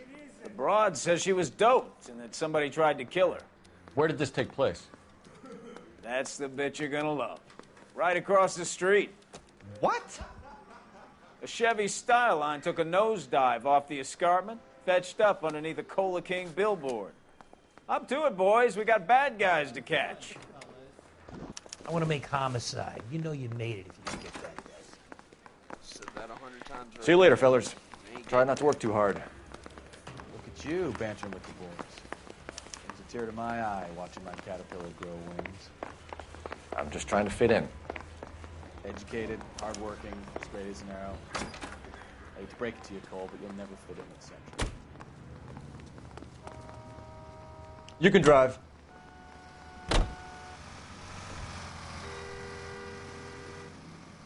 Steady wins the race. Right, there you are. Hello. 111 Club.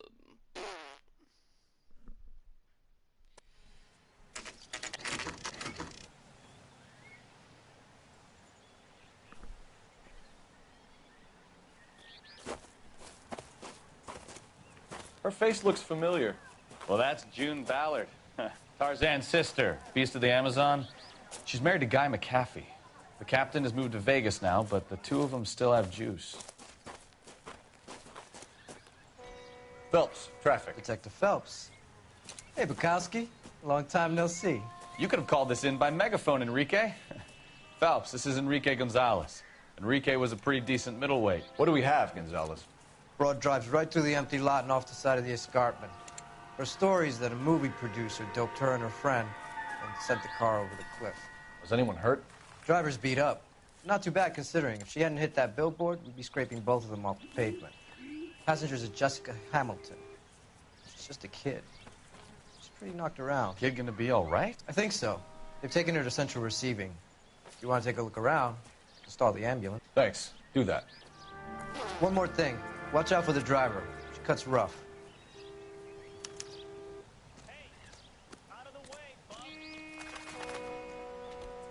If you're looking for the coroner, he's down by the crash site.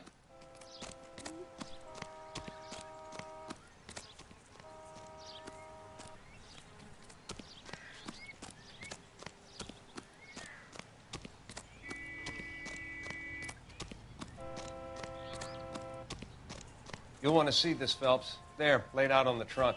And that isn't even the best part.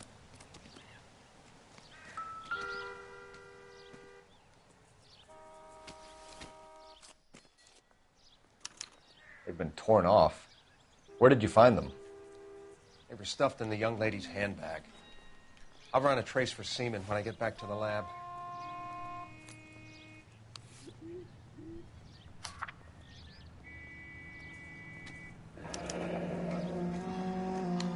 She's a long way from home.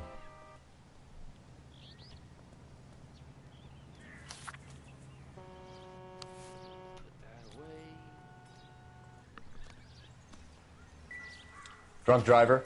Maybe not. How so? Well, the head I found without a body piqued my interest. See what you think. Alas, poor Yorick, I knew him, Horatio. Is it real? No. I think it's supposed to be a replica of an Indian shrunken head. It's some kind of curio or movie prop. See the casting marks? What's it made from? Plaster of Paris would be my first guess, then painted. So we can rule out the murder angle? No, you can rule that in. That thing was wedging the accelerator to the floor. Whoever did it wanted these women dead. How does someone manage to tip their ride straight off a cliff?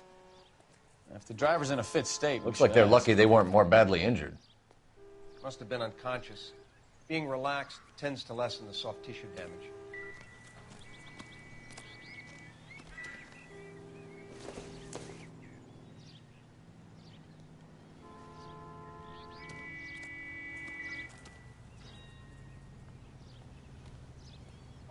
Bloody.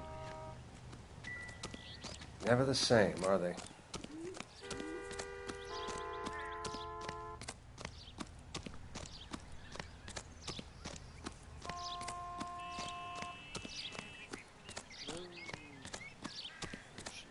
Where is she?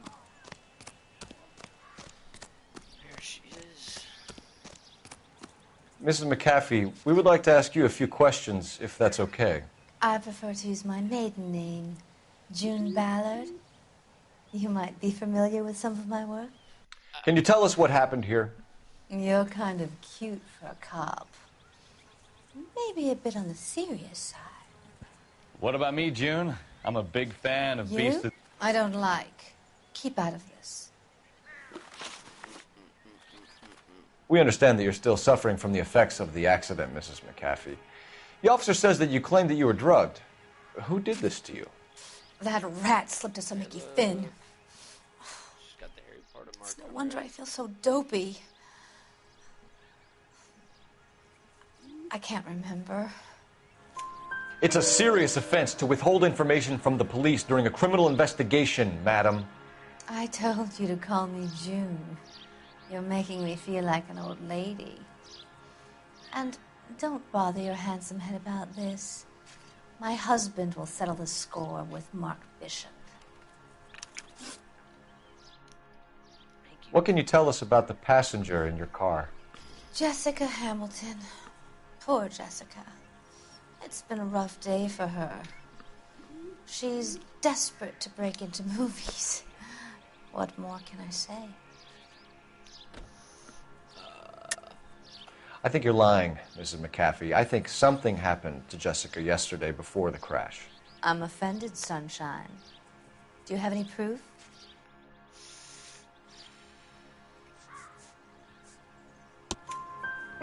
Miss Hamilton's underwear were physically torn from her body. She wanted to go to a casting. I took her to a casting. Whatever happened after that is between her and Mark Bishop. We found a shrunken head that was used to tamper with your car. You see, I normally don't drive off cliffs. The last thing I remember is getting behind the wheel. It's obviously some kind of movie prop. You must know where it came from. In case you hadn't noticed, I am the talent. And the talent doesn't deal with props or sets or any of that kind of stuff. Why don't you ask Mark Bishop which prop house he uses? You mentioned a Mark Bishop. You think he might have had something to do with this? He's a movie producer. As for his involvement, you just leave it to me and my husband to worry about. I want to know what happened between you two that made him want to commit a double murder. Bishop offered me a part in his picture. Then he withdrew it. Fact is, we had a deal. I pressed him on it, and this is where I end up. Mrs. McAfee, I think it would be in everyone's best interest if you accompanied Patrolman Gonzalez back to the receiving hospital. I'm going to be okay. These guys can take me home after my lawyer and I have talked to the news hounds. Mrs. McAfee, you are still under the influence of narcotics, and you're likely to go into shock once the drugs wear off. And I thought you were a heel. It's nice of you to be concerned. I think we're good here. Let's go see what we can shake out of the kid.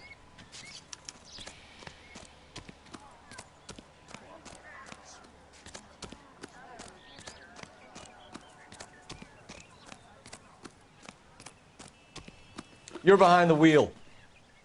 So, where you want to go?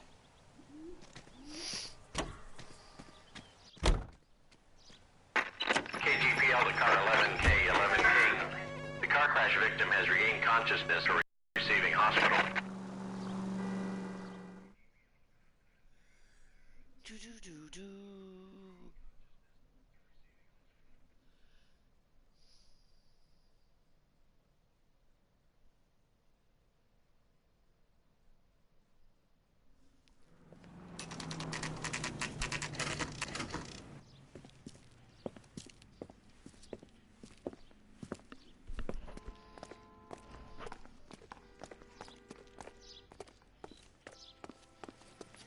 Hello, Detective Phelps, here to interview a Jessica Hamilton. Jessica Hamilton.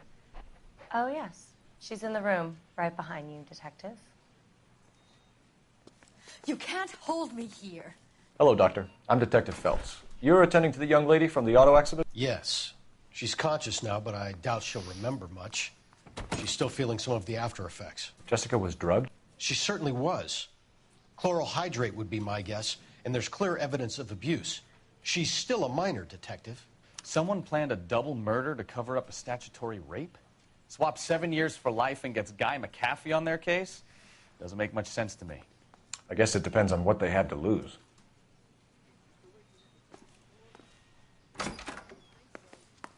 Feeling better since this morning, Jessica?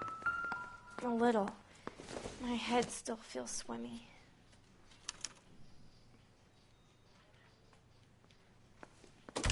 Hello, Jessica. My name is Cole Phelps. I'm a policeman. I'd like to talk to you about your accident, if that's okay. Okay.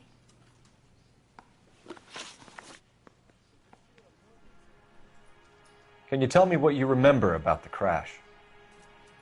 It's all kind of fuzzy. I remember waking up here. Nothing happened yesterday.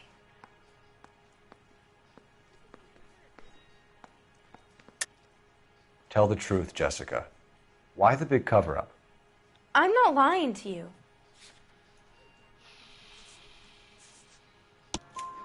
We found your underwear in your handbag, Jessica. You need to tell us what happened. The doctor told me what happened.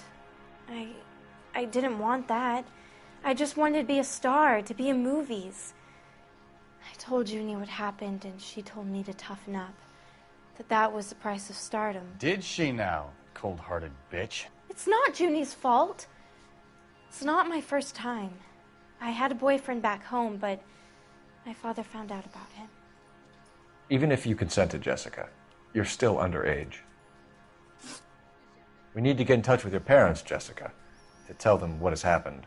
Oh, you don't need to worry them. They sent me along to stay with Aunt June. They trust her to take care of me. You're lying, Jessica. How are we going to make this right if you lie to us? Please, Detective, why would I lie to you?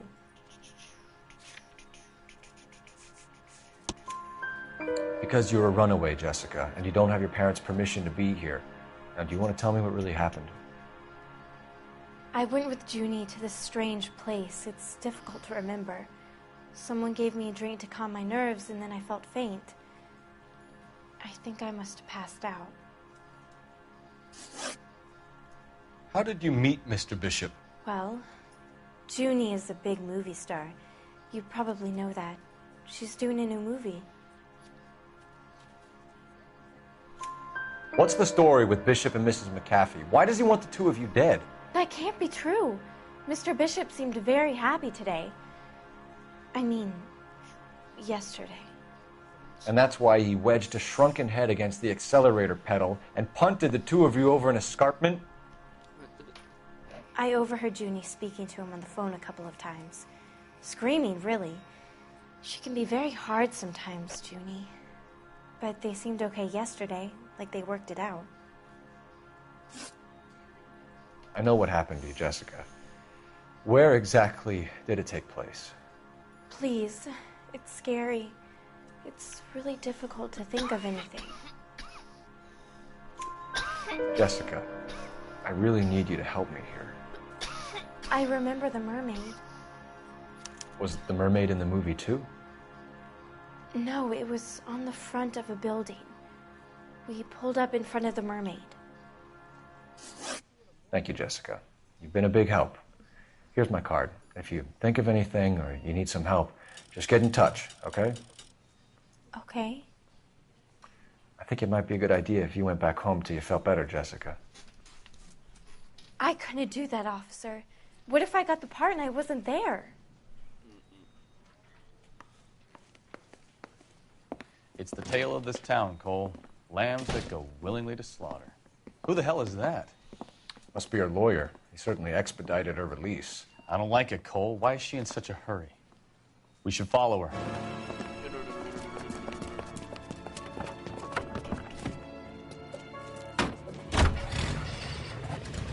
There she goes. Come on.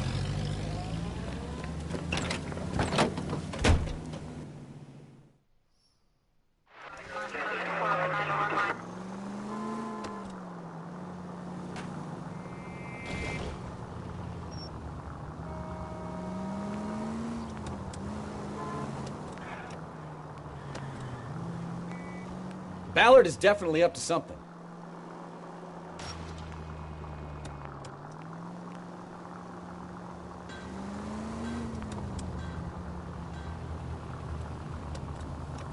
She seems to have made a remarkably speedy recovery.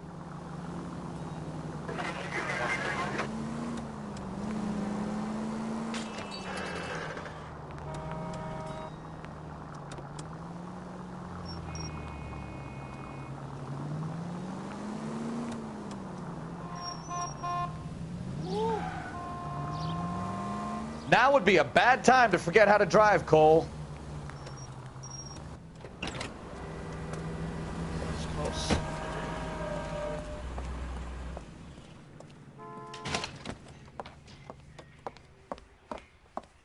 Get in there and see what she's up to.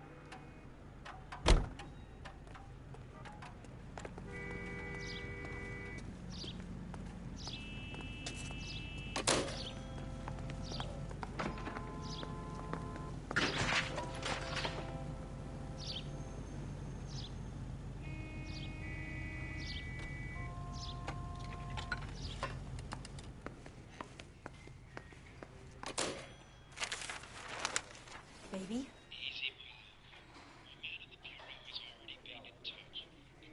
No! I don't want him taught a lesson. You know what I want. Well, then make someone else do it! You still know people out here, don't you? Then make some calls!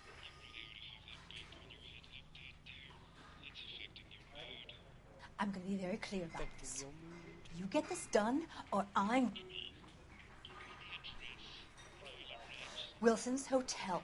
Mr. Mark Bishop, that son of a bitch, lives in apartment 803.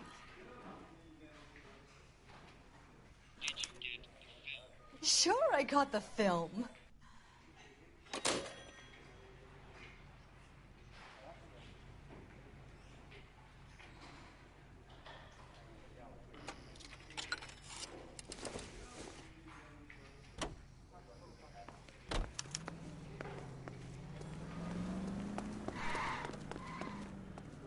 Can you drive to this one?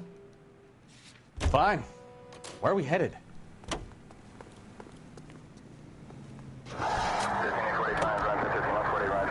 So what's the story? I'm guessing she didn't stop for light refreshments. She made a call. Sounds like Mark Bishop has a heap of trouble headed his way. I've got an address. Wilson's Hotel, apartment 803.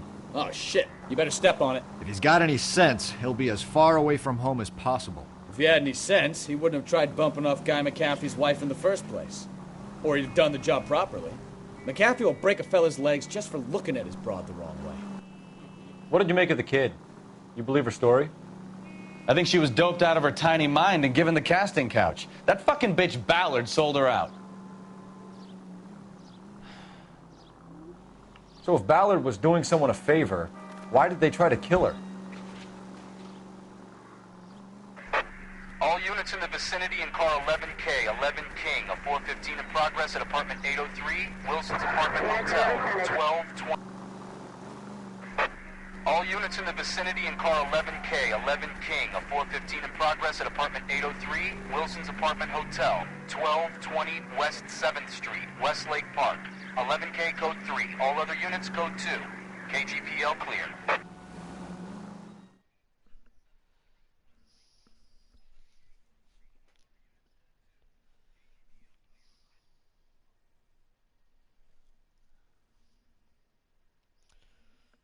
Who?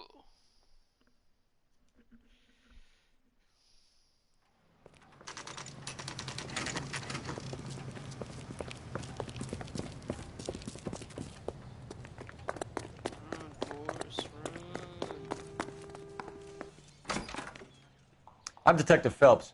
We received a call about a domestic disturbance in apartment 803. Oh, the detectives. Listen, Mrs. Bishop's pretty upset. Take the elevator and then left down the corridor. It's the last door on the right.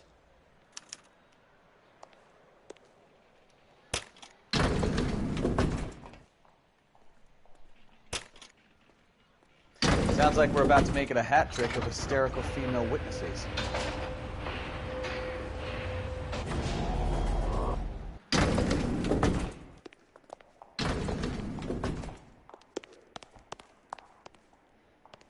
Left, you dimwit.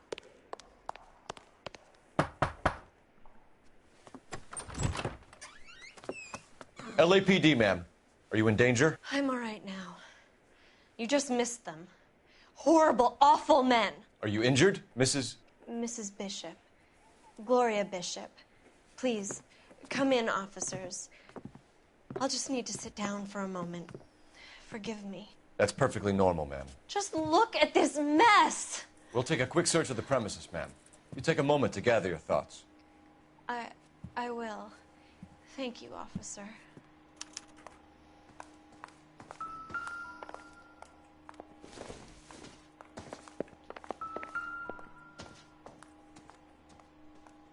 Presented to Mark.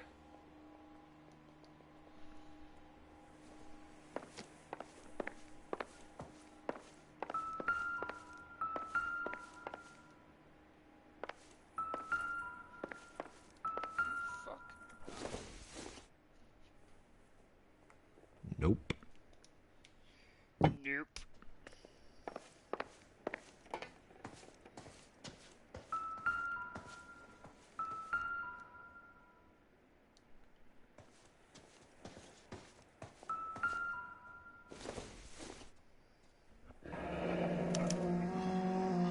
What do you have to do to earn $20,000?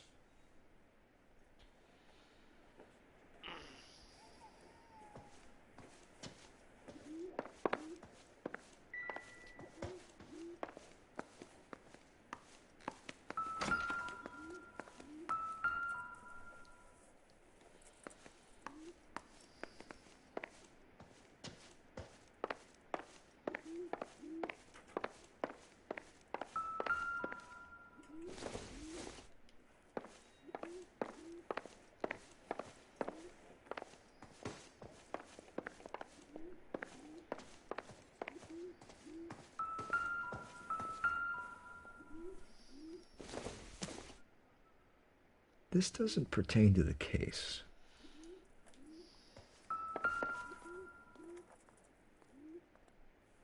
Great Wall of Babylon. A replica of a replica.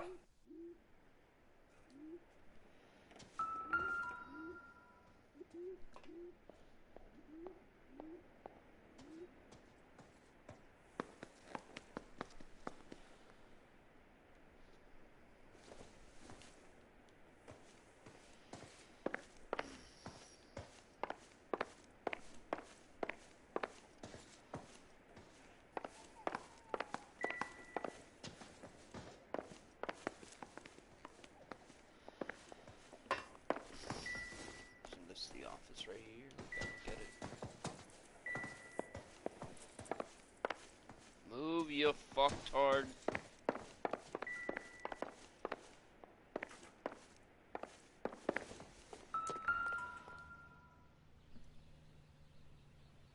There's the set. Hollywood's own little piece of Babylon.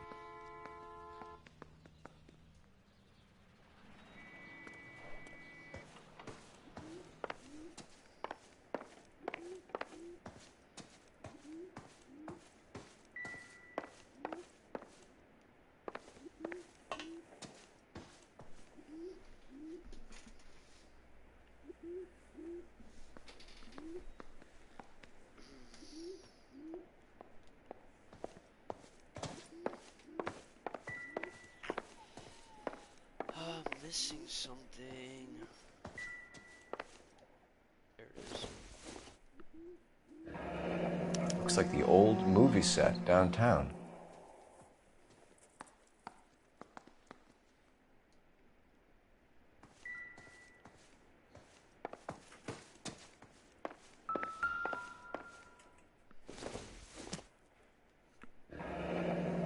Looks like we found our mermaid. Who are these men in the picture? My husband, Mark, and Marlon Hopgood. They work together on occasion. That's Hopgood's shop.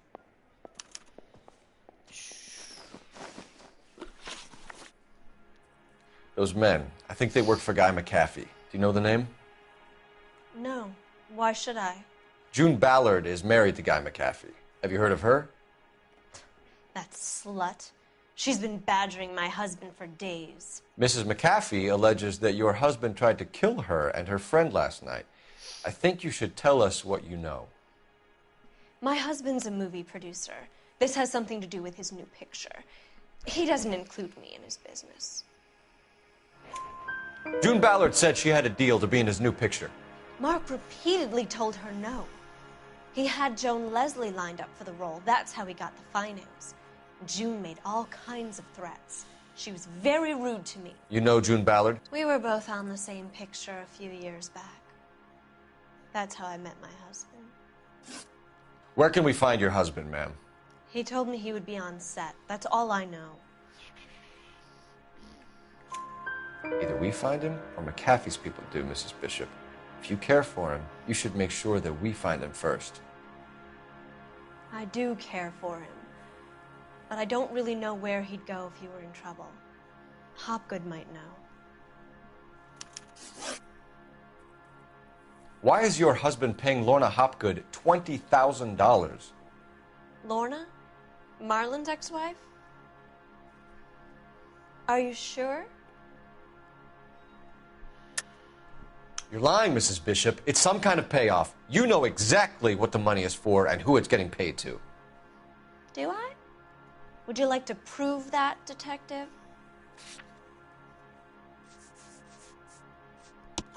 Your husband looks like he's being blackmailed. They obviously have something on him if he's prepared to kill to cover it up. Why is the payment going to Hopgood and not McAfee? Lorna works at a check-cashing place in Hollywood. You need to ask Hopgood why he needs that much money in cash. Your husband was at a casting yesterday with a young girl? Not that I know of. He told me he was looking at locations. The picture's been cast. Jessica remembered a mermaid. The mermaid on the front of the prop store. You better come clean with me. This is a sick town, Detective. Are you sure you really want to know? The truth is, my husband likes them young. And you think that's okay? I was 16 when I first met him. I thought he was a genius, a magician with film. I was 20 before I realized he was just a B-movie hack. But he's nothing compared to some of the monsters at these big studios. My guess is Ballard sacrificed her little friend. Happens to a lot of girls. Your husband is in trouble. It could go easier for him if you were more helpful, Mrs. Bishop. He's a big boy, Detective, and so are you. This is Hollywood. There's always a deal to be done.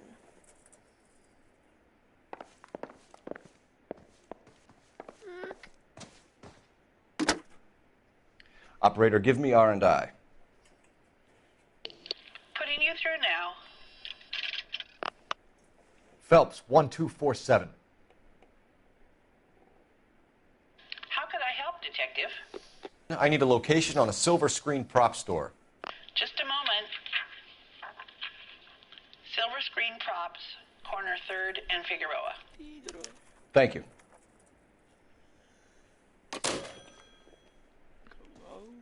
Let's finish this.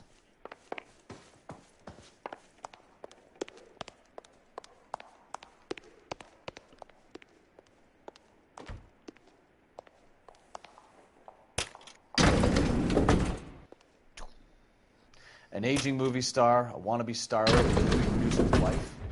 They're finally rubbing shoulders with the almost rich and famous. And from the stories they've given us, clearly none of them can act.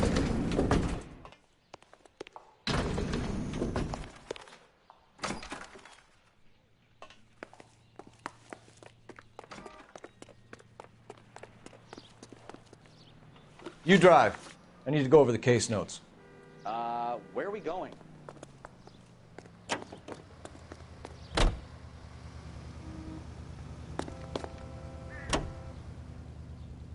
Mrs. Bishop knows more than she's letting on.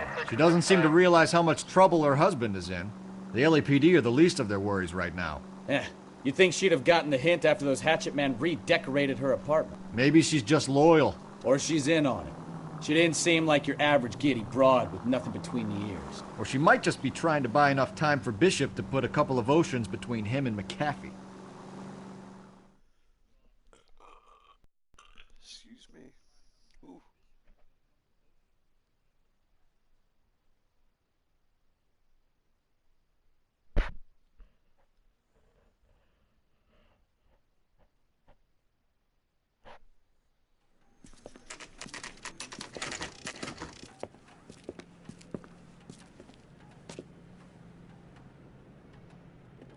Today's legit today's. Phelps and Bukowski, LAPD. We're investigating the attempted murder of June Ballard and Jessica Hamilton. Christ. I'm Marlon Hopgood. How can I help? You hold castings here? How'd you hear about that? I got a little soundstage out back. Lead the way.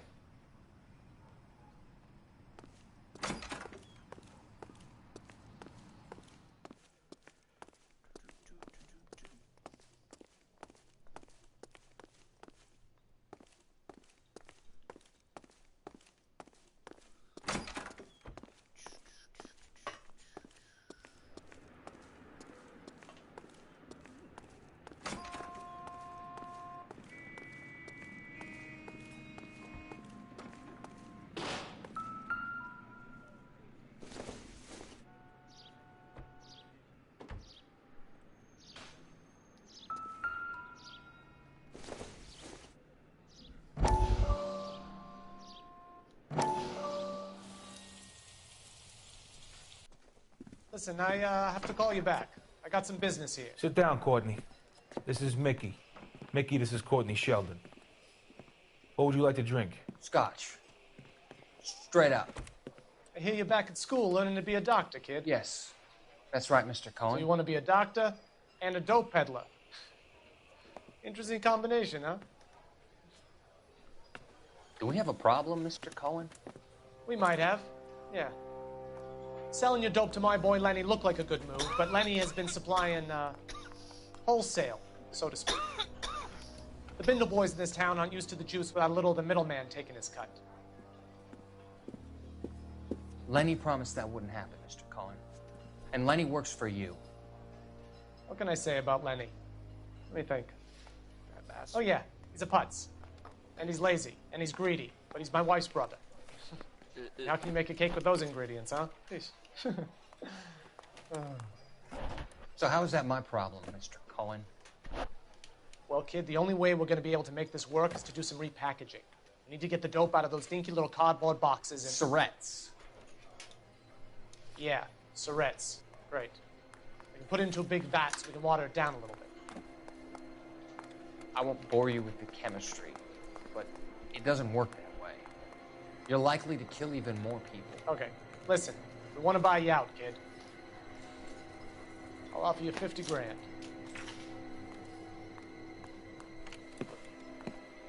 Hey, hey!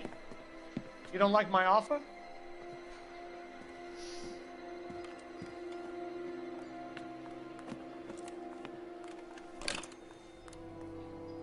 The Sheldon kid? I think I want him dead.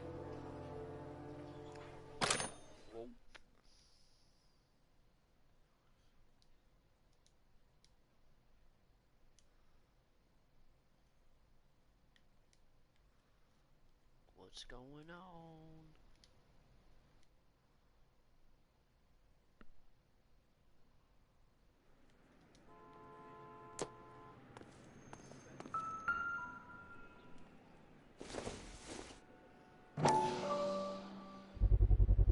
So this is where you sprang from.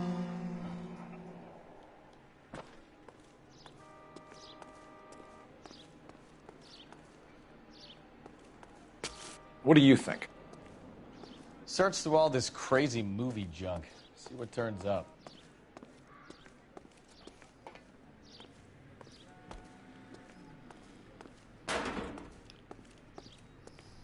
Why can't I run? I hate how slow this is.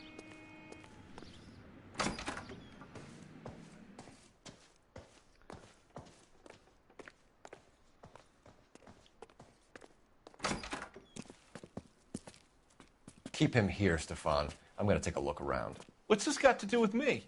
Don't try my patience, knucklehead.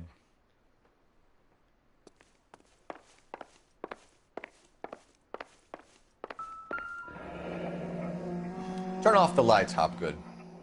Why would I want to do that? Humor him. One-way mirrors. There's a room on the other side. Huh. Well, well. Find a way into that peep den, Phelps. I'll stay here and keep our pervert company.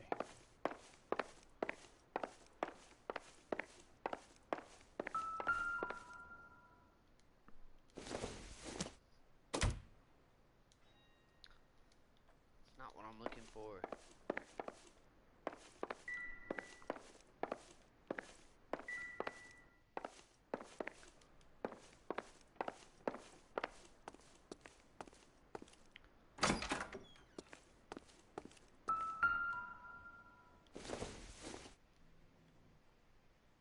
No good to me.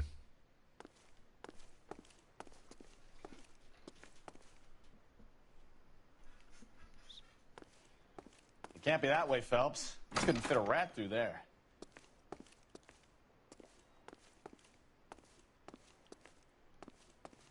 Okay.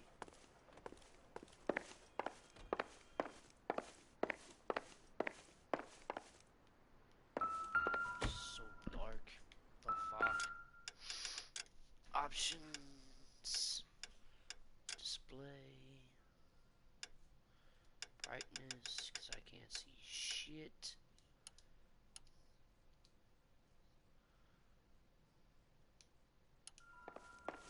Oh, that's a tad bit better.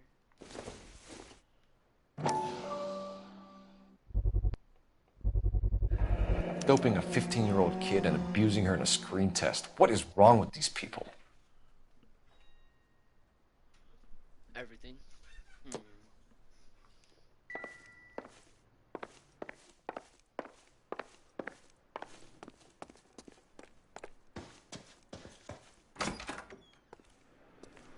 Alrighty.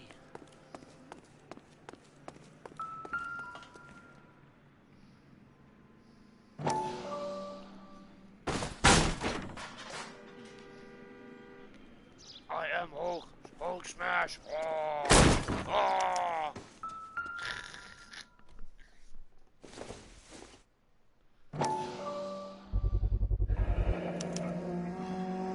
Jungle Drums, 8th and Francisco. Attention, Mark Bishop.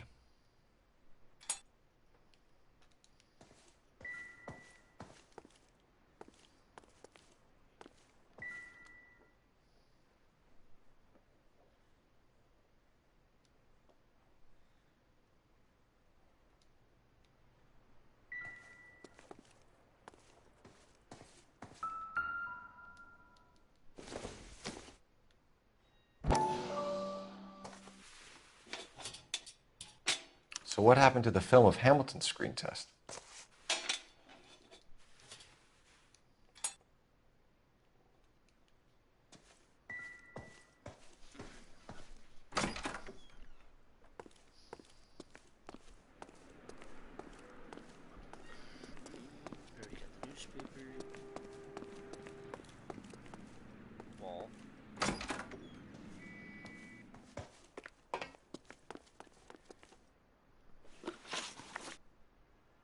You ever do any work for Mark Bishop?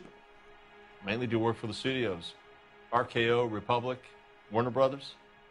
So yeah, when Bishop is doing work for a studio, yes. When did you last see him? Now I'm doing work for his next picture. Still pre-production though. Haven't seen him around here in a while.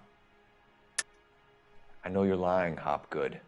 Bishop was here, and you know exactly what he was doing and what he left lying around afterwards. You come in here without a warrant, and now you start throwing your weight around?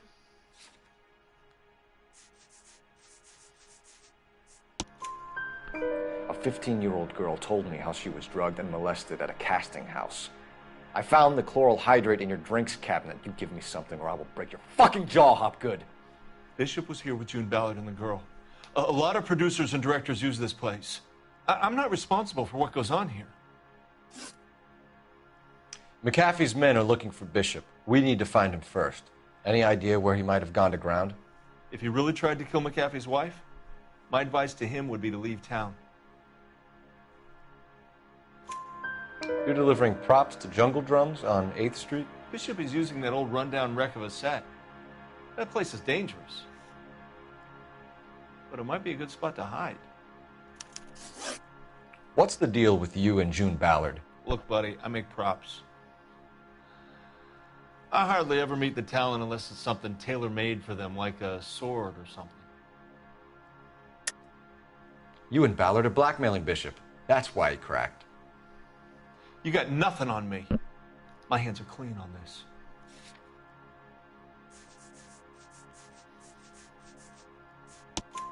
Enough. I've been in your peep room, Hopgood. I've seen your smut pictures and the camera setup. You made a movie of Jessica. I found the canister. The deal is I get to sell the movies to burlesque houses and private collectors. These movie guys love seeing their cocks on screen. But part of the arrangement is I never film their faces. June had me film Bishop, and then she kept the movie for insurance. He went apeshit when he realized his face was front and center. Who has the film now? Who else? McAfee. Ballard had what she wanted. Where does the money come into it? What money? Enough of the lies. I told you, I get my cut selling dirty movies.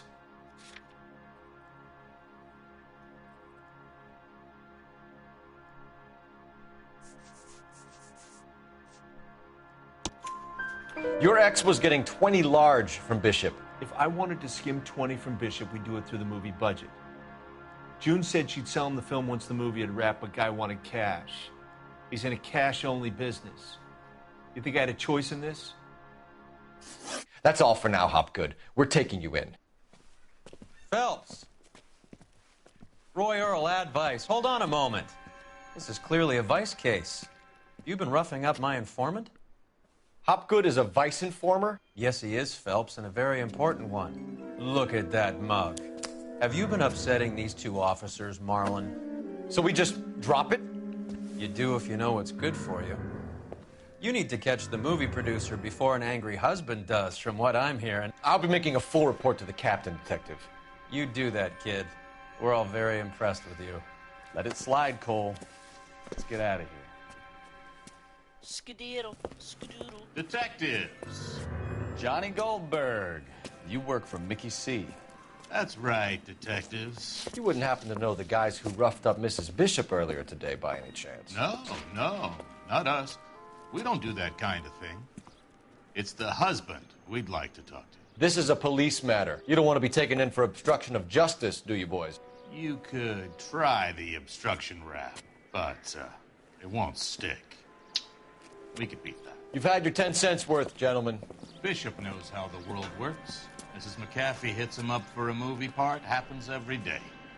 But Bishop takes it a step too far and tries to rub out Mrs. McAfee. Naturally, Guy is going to get upset.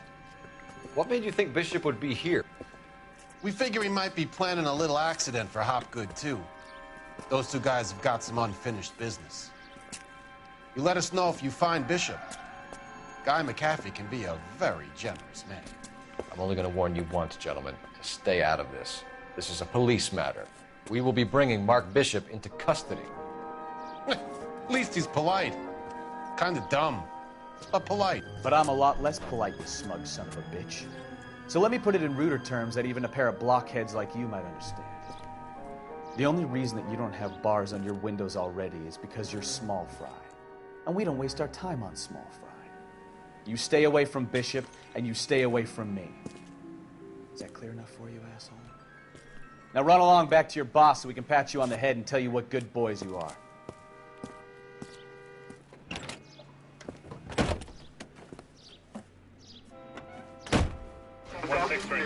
I don't think they like your little pep talk, Bukowski. Oh, shit! Get us out of here!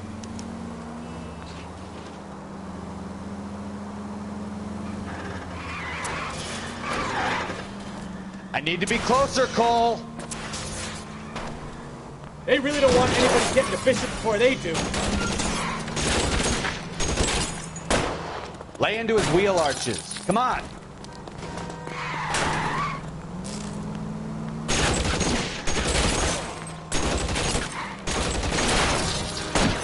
For this? I'll try for the tires. Keep your foot down. We need to lose those fools, Phelps.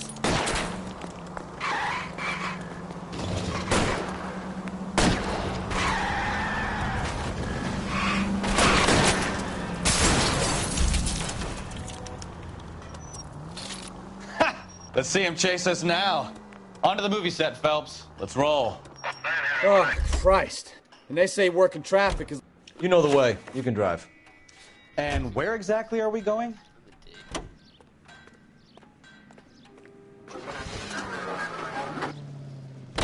You know how to piss people off, Bukowski. Hey, if they're prepared to gun down cops in broad daylight, McAfee really means business. Seems like we're the only ones who want Bishop alive.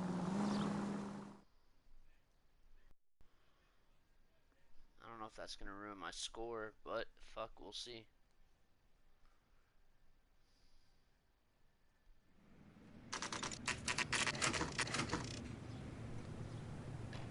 Jungle drums.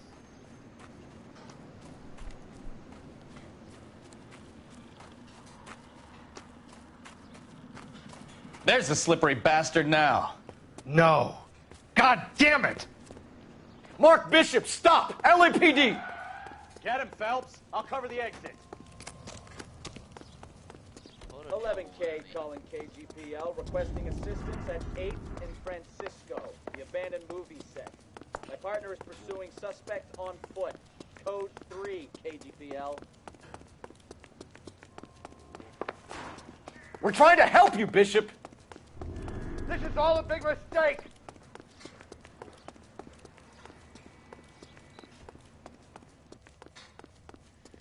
Run, Boris, run.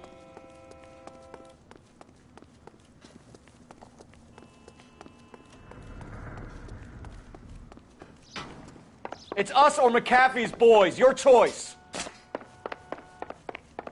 I didn't do anything.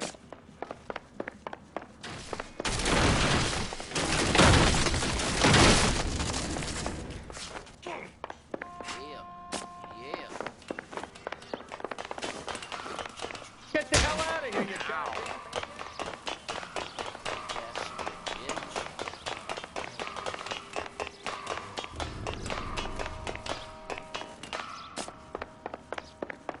Bishop, that's enough. Where you go? That girl made it all up.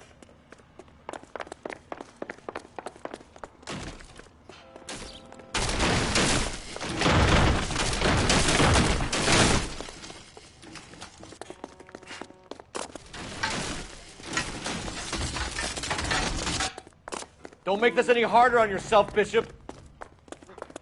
It's June Ballard. He's blackmailing me. Hands in the air, Bishop! Move another inch and you're dead. Mark Bishop, you're under arrest for the attempted murder of June Ballard and the rape and attempted murder of Jessica Hamilton. All right, I'll come quietly. Just don't kill me. If you found me, then McAfee's goons will too. Oh, we need to get out of here. All right, but you stay close. Any tricks, and I'll save McAfee's boys the trouble. Follow me. I know another way out of this place.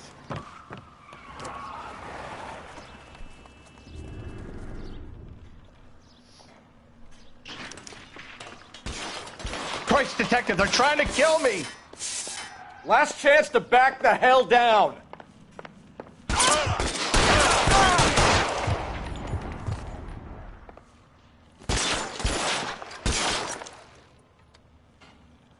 I'm gonna put... It's this way. McAfee doesn't make the rules. You hear me? Kill them, for God's sake! I don't want to die! There's no way out of here. I thought you said you knew where you were going. We have to jump for it. LAPD, you're making a big mistake. Find some cover! Kill a cop, and it's the...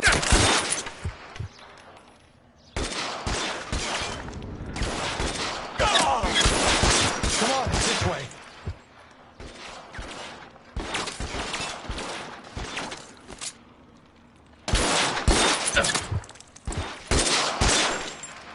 Didn't even hit him, but okay. Oh my God, they're everywhere.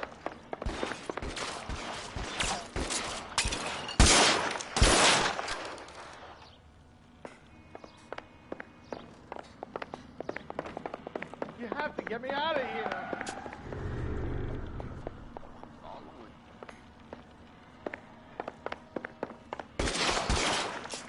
How long do you think you can hold out?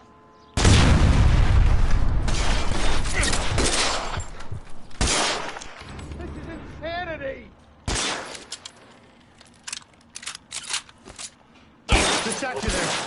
There's a ladder leading to the ground. For the love of God, how many are there?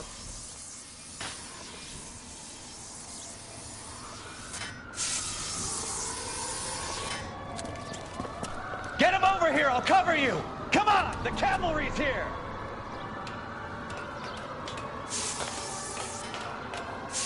I don't want to die here.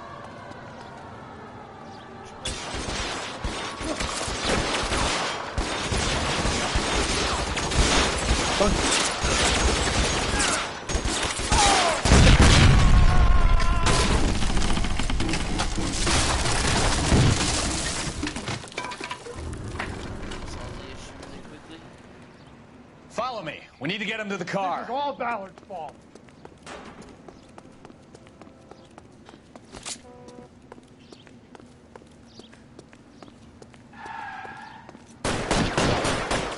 Weapons on the ground!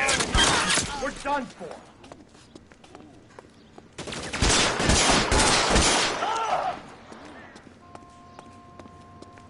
I should have known that bitch was trouble.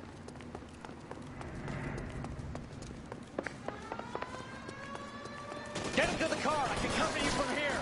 You're almost there. You're surrounded, and your buddies are dead. This way!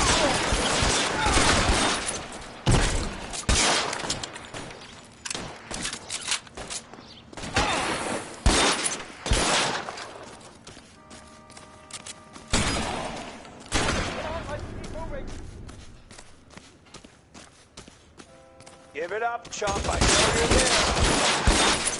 Put the weapon down now. Let's go.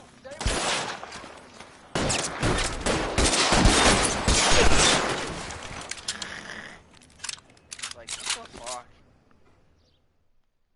Now, this is what I call a result.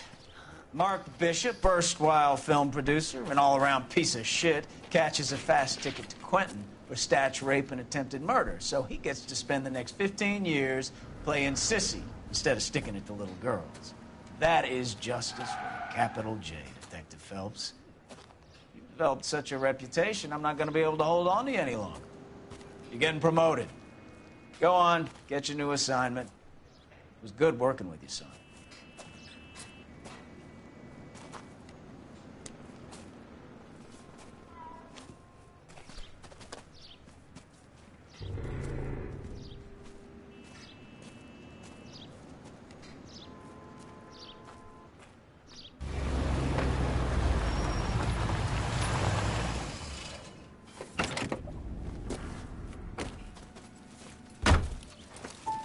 Phelps, Bukowski, this your work? Can I help you, Detective? Sorry, Cap. Didn't see you there. Yeah, I'll bet you did. This is a traffic case. You need something? I'm here to buy a drink for the 2 LAPD traffic cops who broke the back of Guy McAfee's private army. You don't have a problem with that, do you, Captain? Go right ahead. Get in. I'm buying.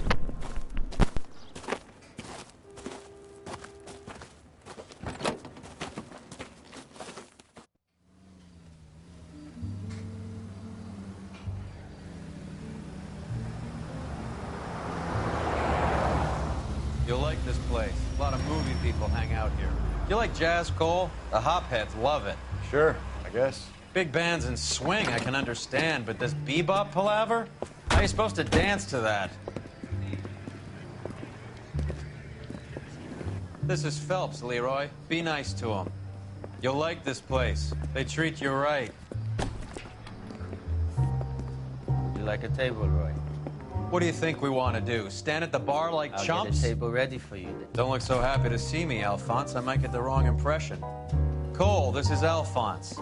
He's a French Negro from Africa. Can you beat that? The Congo. A pleasure to meet you, Alphonse. Is Elsa singing tonight? Yes, she is. She has the next set. Come on, Cole. You can meet Elsa while they're fixing us a table.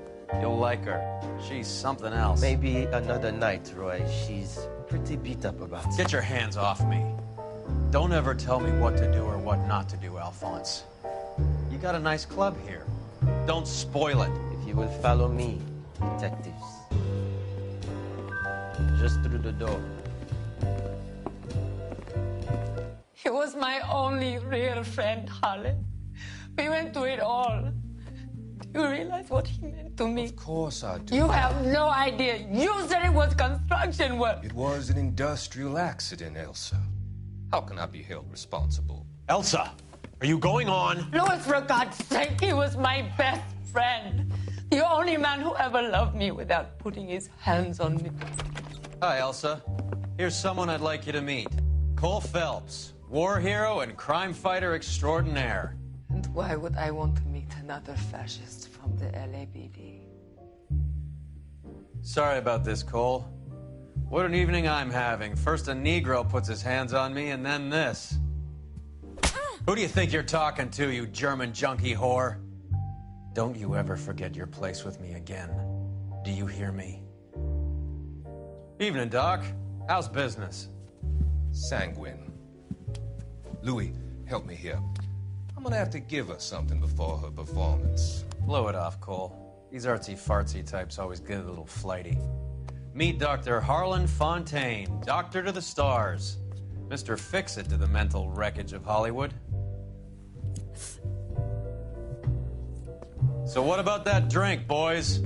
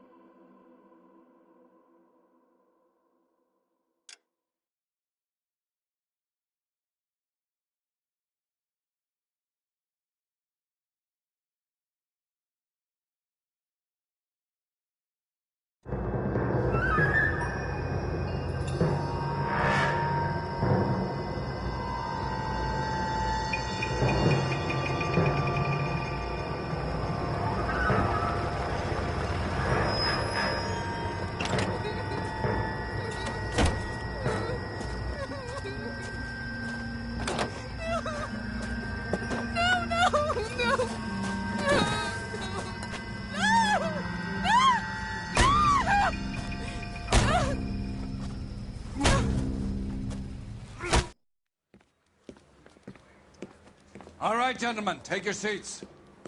Let's get this over before lunch. Floyd Rose of the Homicide Squad has decided to take early retirement. We will all miss Floyd and the steely edge he brought to his police work. The department has arranged a wee drink at the Galway Arms to quench the mighty thirst a man gets from 25 years of police work. Floyd's departure leaves a place at the top table, and the chief has seen fit to promote Cole Phelps from burglary to the homicide desk. Stand up, Phelps. Take a chair. You're in the major leagues now, Sonny. Rusty Galloway, a fine lawman of the old school, will be taking you under his wing. Your first case is the murder of a woman, found last night and bearing all the signs of the werewolf. Get out to the scene, lads.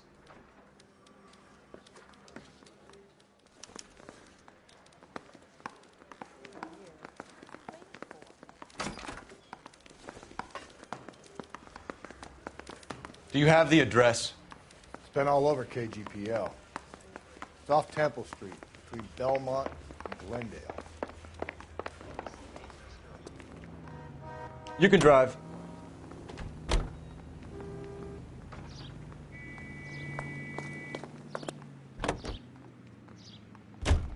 What happened to Rose? Parker wants the chief's job. Word is it's either going to be him or Thad Green. So they're both clearing the decks. So where does that leave you, Galloway? Leaves me saddled with a chump like you, Phelps. I didn't ask for you, and I don't want you, so keep it to yourself. See if you can learn something about seeing how a real cop operates. What did he mean by the werewolf? Vidalia.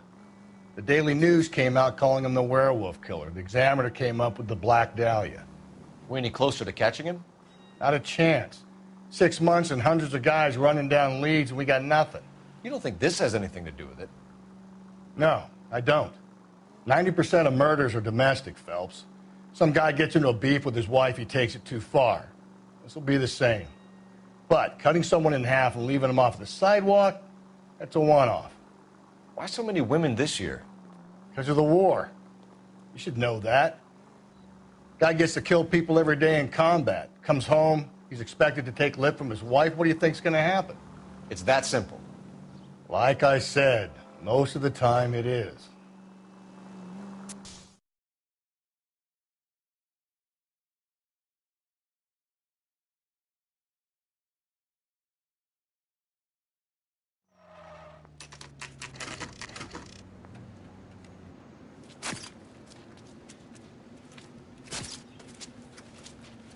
How about a scoop for the Examiner, Galloway? You could use some good press. Another tramp, another message. Is the werewolf back in business, boys? Do you have a mother, asshole? A sister? How about showing some respect for this poor woman?